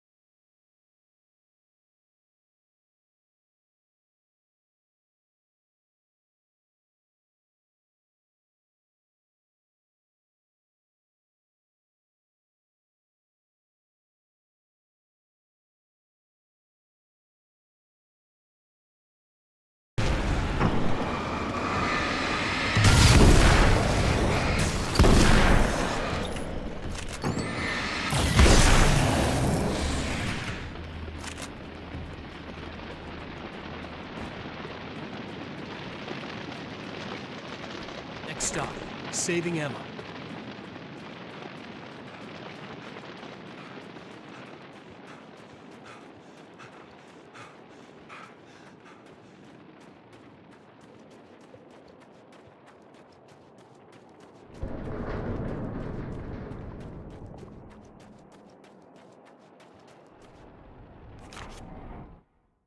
The Anderson brothers should probably have been in a facility somewhere, despite their tendency to escape from such places. It could be argued that they had no business being on tour, considering their condition. Their lives mostly revolved around the laundry list of ailments and their endless quest for liquor. But Barry Wheeler managed them now. And whatever else they might say about Barry, he knew how to make things happen. And honestly, it wasn't like the Andersons were the most difficult clients he ever had.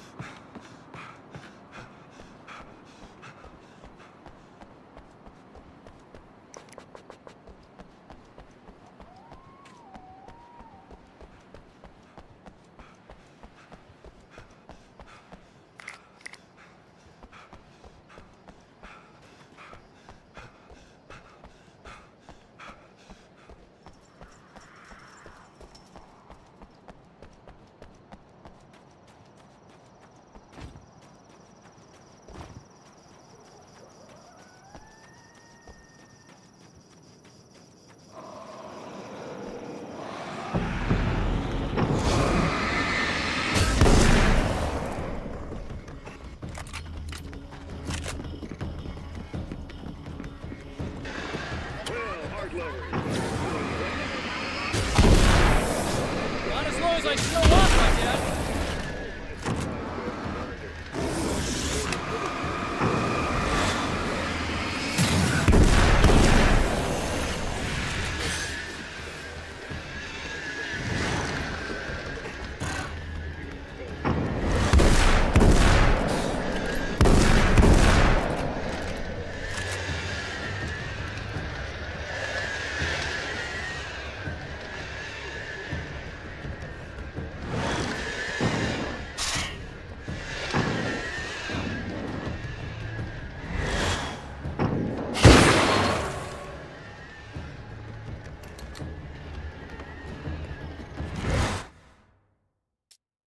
I have seen the darkness twist flesh into new shapes before, but encountering these giants is an extremely disturbing experience. It's as if the genre has been switched on me. There's something out of Pulp Fiction. Twice as tall as normal men and stronger than forklifts, their lumbering gait and slow-witted demeanor brings to mind some kind of mean-spirited caricature of a feeble-minded hillbilly.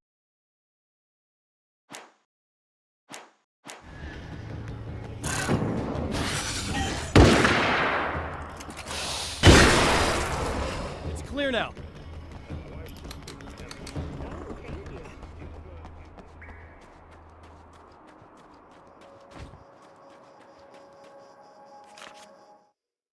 Emma wasn't sure exactly when the man arrived at the motel, but from what she could tell, the party started almost immediately. It was infectious, spreading from one room to another. He was mercurial, almost as if he was flickering through the scene, telling a joke here, throwing an insult there, oozing sex and violence and excitement. She had never seen someone like this before. He looked at her and smiled, and she felt her heart flutter a little. She knew he was the kind of man mothers warn their daughters about, but she told herself it didn't matter.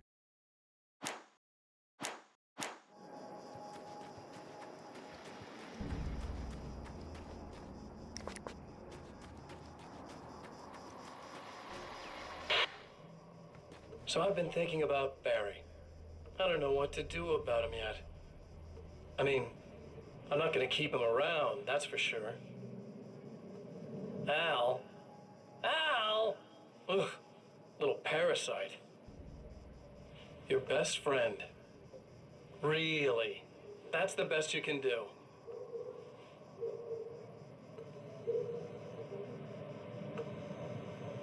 I actually kinda like the guy. He's a plucky little butterball. He plays the clown, that's a hard road to take. But I don't need him sticking his fat face in my business. Did you know he's been hanging out with the sheriff from that shitty little town? They keep in touch. Barry's about the only guy who insists that you're not dead. How about that?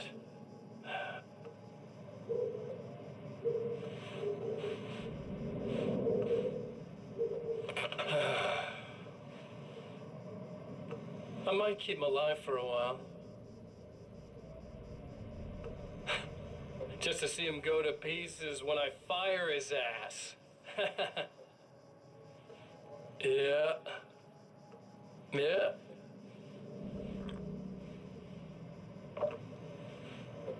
Yeah.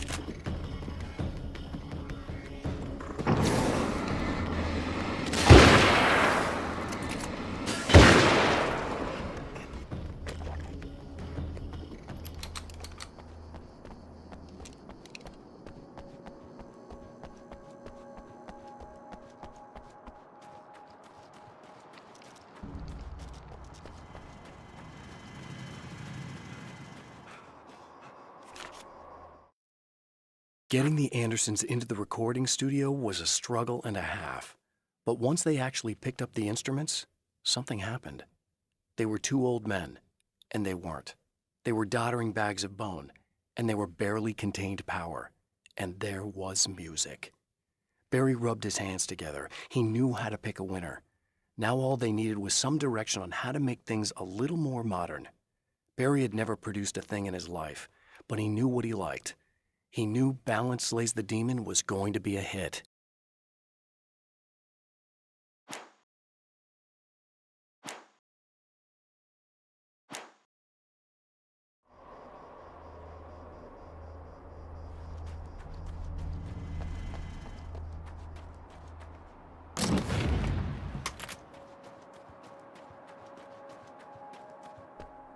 Yeah, thanks for saving me again. I'd hate to die before I'm scheduled to be murdered. I guess I have you to thank for setting everything up at the oil derrick. Yeah, well, I figured that if we were going to go over this again, we might as well try to be smart about it, huh? I appreciate it. You took a big chance doing that. You okay? What do you think? I've died twice. I remember everything pretty clearly now. You said I was gonna be okay. I don't know what happened. Oh, it's not your fault.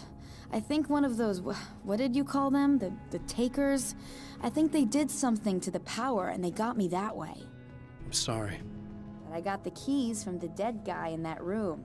And I'm not handing them over until you do something about this. I'm sick of getting killed. Fair enough. You seem calmer now. I tried freaking out. It didn't do much good for me. I guess you get used to the craziest stuff. Good for you. Plus I figured I'd take the edge off, you know? Mm-hmm. Those herbal supplements are pretty good, huh? Oh, yeah. I wanted to try to explain things to you now since you're calmer, but maybe this isn't the best time after all. Oh, shit, yeah. Better not get all metaphysical on me now. Seriously, I'm like 2 sentences away from thinking how we could all be like atoms on God's skin or something. Or figments of somebody's imagination? Wow. I'm just gonna try to chill out and not think about that or getting murdered or anything, if you're cool with that. Gotcha.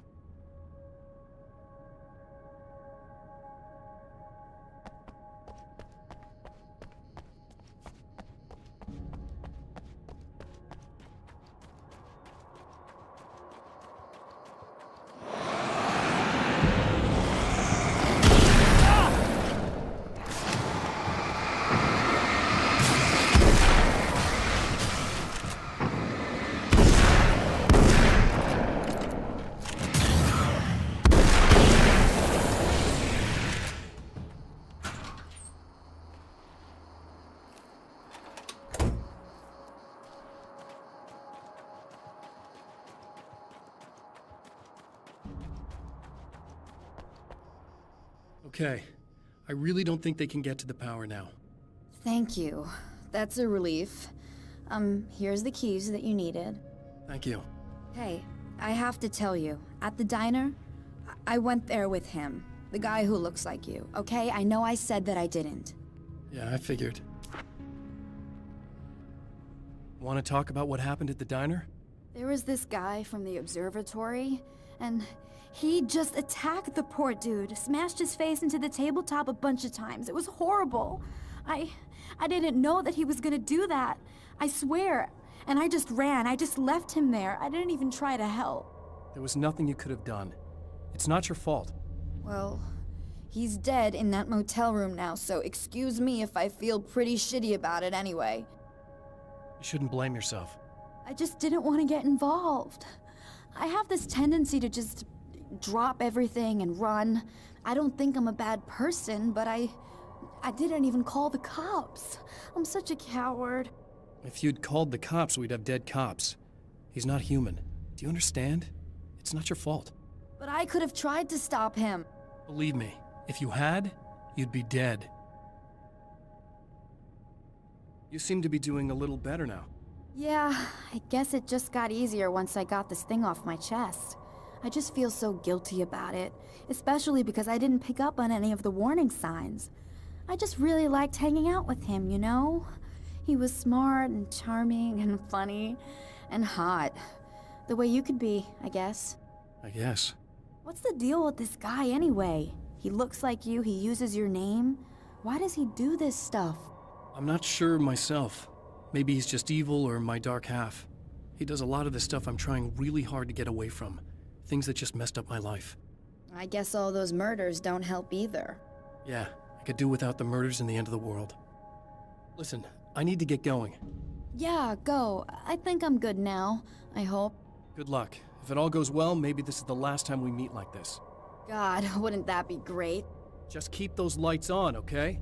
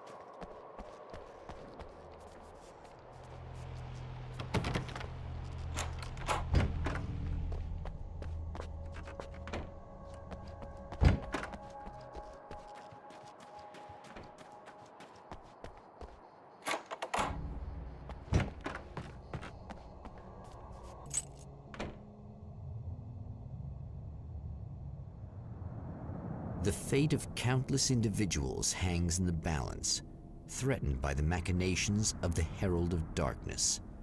And yet, for a moment, the champion of light breathes a little easier. He has saved one life. For this moment, it is enough. And soon, perhaps, he can put an end to this.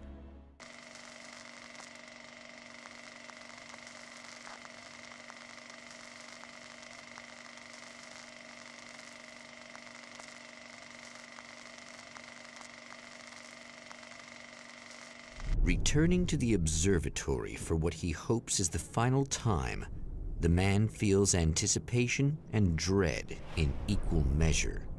Soon, he knows, he will have what he needs.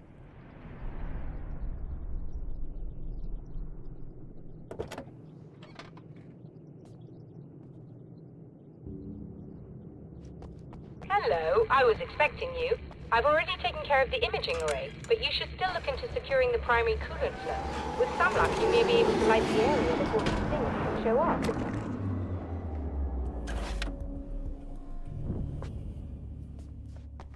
Thanks for tuning in for the second part of our interview with Serena Valdivia and award-winning photographer Alice Wake. Now, Alice, we were talking about your husband, Alan Wake.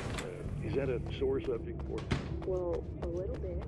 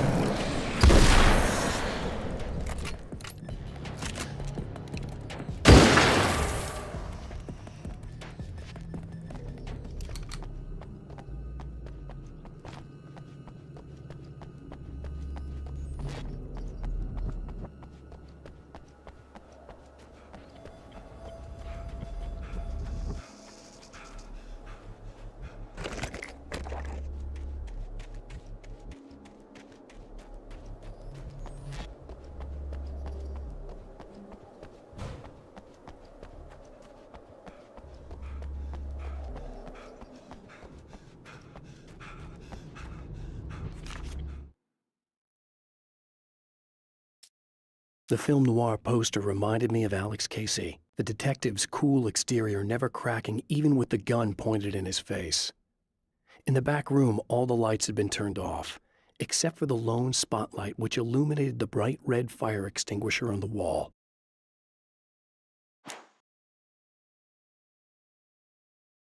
The man before Dr. Meadows was handsome and slick. He moved with lazy confidence and didn't bother to pretend that he wasn't staring at her. She didn't mind, at first. Then the man flicked open the knife and shoved her out of the control room so she wouldn't hear the signal, whatever it was. Outside, she pulled her lab coat closed and thought about running. She didn't. She didn't think she'd get very far. Not from him. She never was entirely sure why he spared her.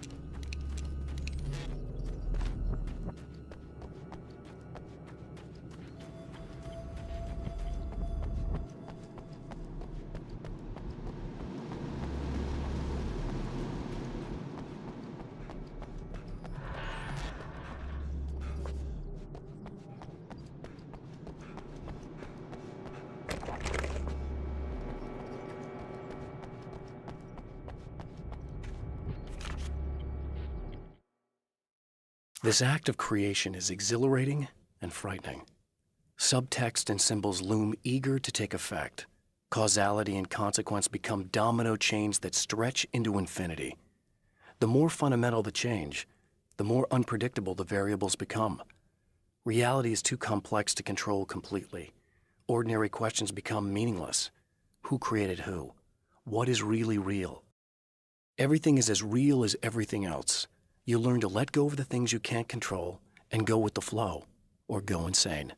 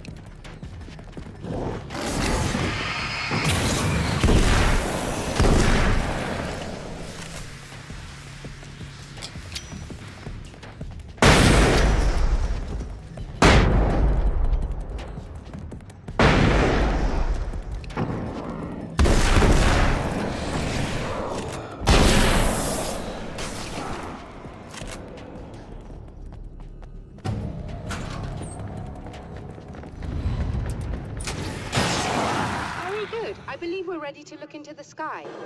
Right there, Doctor.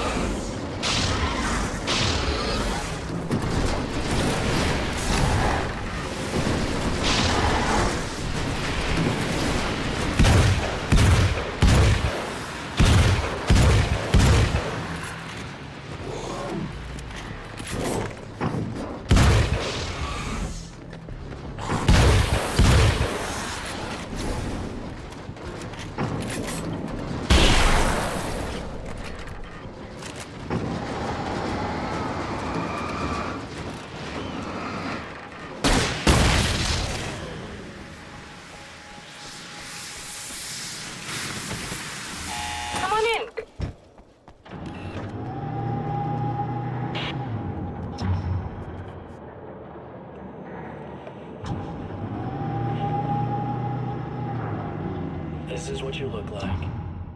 Does that bother you? I bet it does. I'm not just wearing your face, you know. It goes a lot deeper than that. There's a lot of you and me. All the best parts. At first, I was just an idea. But they kept telling all those stories about you. You already had that rep. And then you disappeared mysteriously. And then, the stories about bad, crazy Alan Wake came true. And here I am. That's the best part, isn't it? When that happens, you can always count on Cauldron Lake.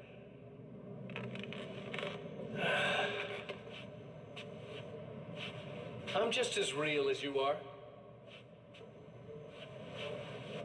And I'm the improved version. No fears, no doubt, no weaknesses, no self-deception here.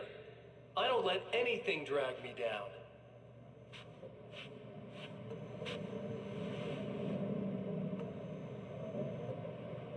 I know you like I know myself. I know it bothers you that I'm like this, that I use your name, crawl my way into your life. But I only do it because I'm better at being you than you ever were.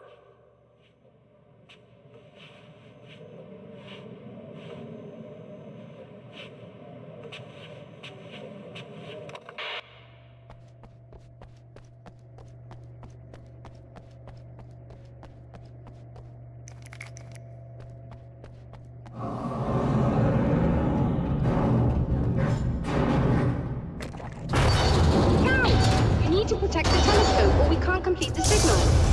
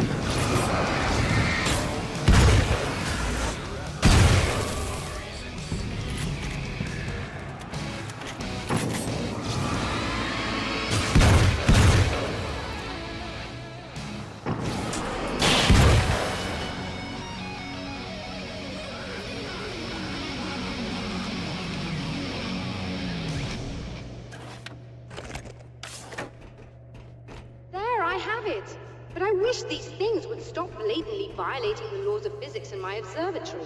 That's just rude. Are you all right? I'll live. I'm glad. I'll send the lift down to you. I remember our previous encounters very clearly now. But technically, if this really is a loop in time, we've never met before. I don't know why our awareness persists, but it's bloody fascinating.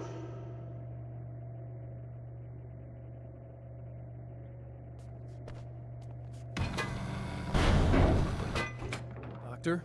You know, I know physicists who would give 15 years of their lives for a chance to experience something like this. I'd imagine that being stalked by horrible axe murderers would curb their enthusiasm a little. Clearly you've never met hardcore physicists. I'm glad you're in such good spirits, but... The signal! Yes, it's completed. Finally. If all goes well, this should be the last time we go through the loop. You know, I just realized that I don't have any memory of what happens after you leave. What does that mean? I don't think it means anything. If everything goes well, you just keep going. I don't show up here like this again, no more bad guys. Things go back to normal. Let's hope you're right. I'd love the opportunity to look into this in more detail. Looks like you've accepted the situation. I'm a pragmatist. If this is a delusion, at least my first psychotic episode is anything but boring. Really, Mr. Wake, at the end of the day, I'm a scientist. I love mysteries. I love not knowing. Whatever else this might be, it's absolutely fascinating. I wonder how far this reaches. Is everybody in the world experiencing this? Who knows? I think reality's probably pretty fragile right now.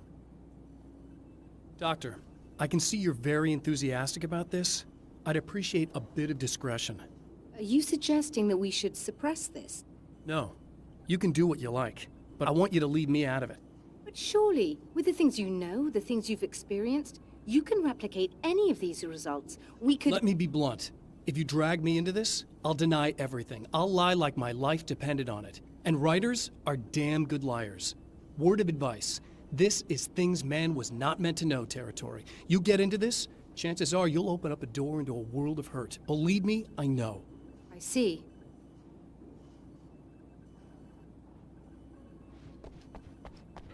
In a strange way, he feels at ease. He is armed with his own words, and when the time comes, they will be enough or they will not. For now, he's content to let the currents take him toward the final confrontation.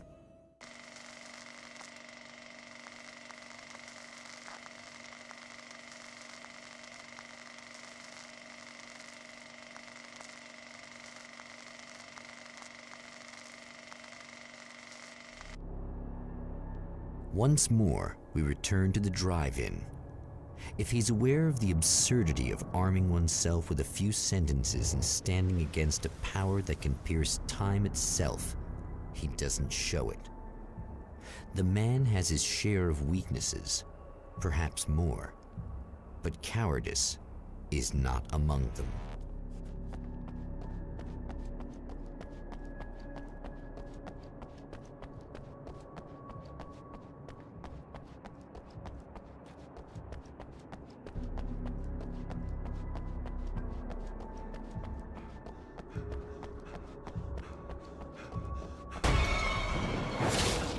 Oh, you got yourself a little plan, do you?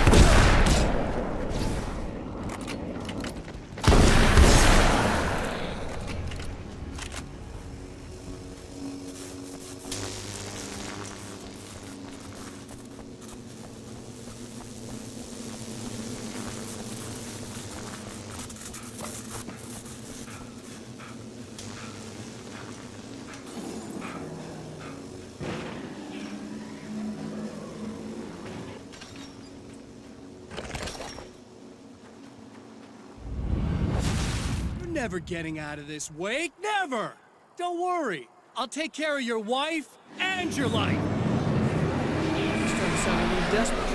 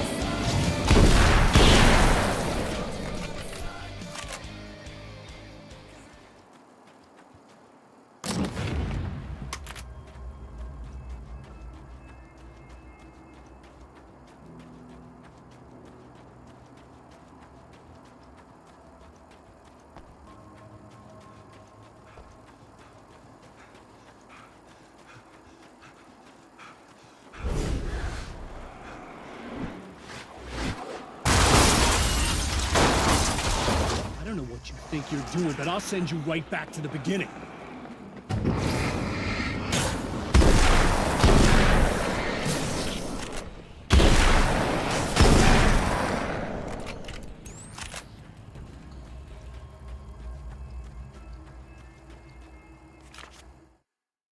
When the dark man's eyes suddenly locked into Serena's, she flushed hot. They ignited a black fire in her. He was talking. He wanted the power turned off. He said something about the projector booth. She hooked a finger under his belt buckle. He grabbed a hold of her throat and twisted until it hurt. Somewhere deep inside, a part of her screamed in paralyzed horror, but the moan that escaped from her throat had no panic in it. "Pay attention," he said. "Business first." His eyes glittered shamelessly. Hers did too.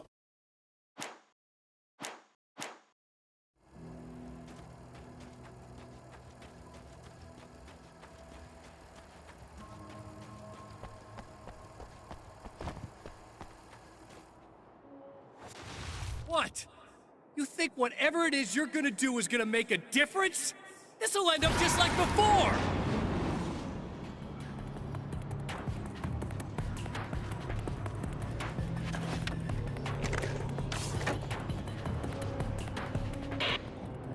I've been around for a while now, you know? Well, you've been indisposed, stuck in the darkness. I've been busy. I operate in the shadows, not always literally, you understand? I'm a little more resilient than those I've taken, but I do my best work in the dark.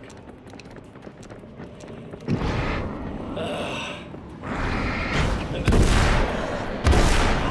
out there that goes deep, and the things that live in it are fast, big bastards.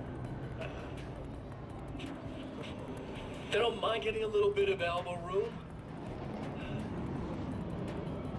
All that chaos and madness, it doesn't really do that much down there.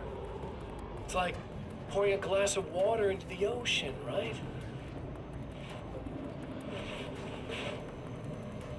But up here, yeah, you can really make an impact. All they need is someone to bring them all the way through. But first, I had to take care of you. You party pooper. You're stuck in an eternal cycle now. The sun's never coming up for you. Everything else, do my thing, getting a bit of quality time with Alice. That's a little something for me. And I deserve it.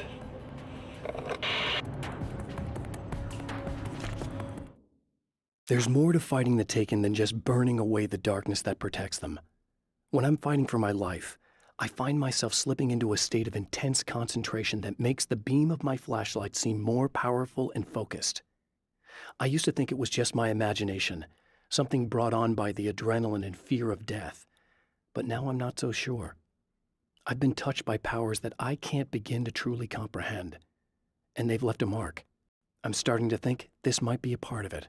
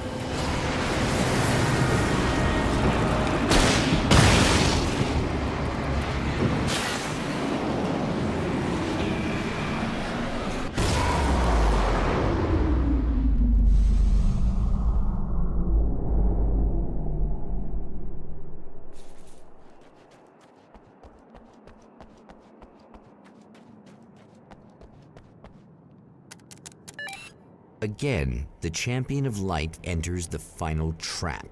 The new reality is almost here. All he needs to do is change the details of the scene, push it past the breaking point, and the rest will snap into place.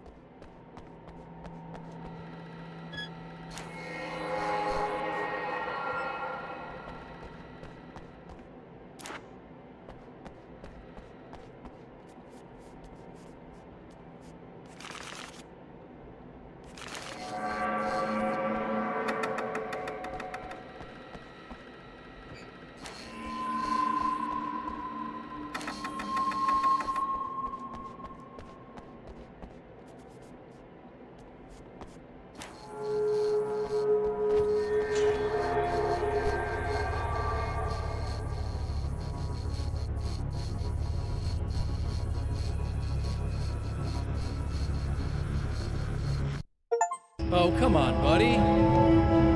Why don't you... What? What is this? No!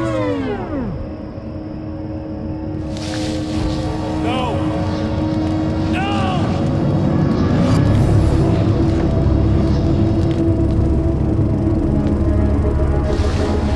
You can't do this! All I did was take the things you always wanted and never had the balls to go for! It's my turn now! It's my life! It's my life!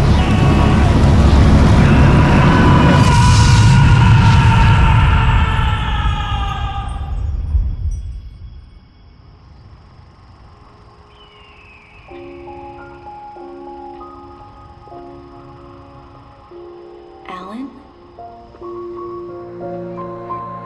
Is it really you? It's really me. How?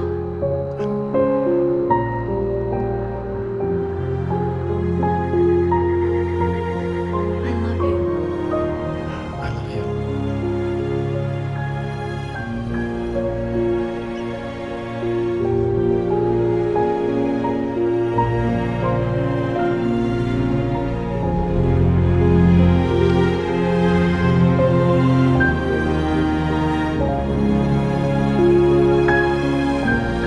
A woman, a man, two lovers, held apart for far too long, enveloped in the light of a glorious dawn. They both feel it. He's home at last. Are these actual events, or merely a dream? A memory, or a glimpse of what is to come? One thing is certain. This scene takes place in another time and another place, far, far away from Night Springs.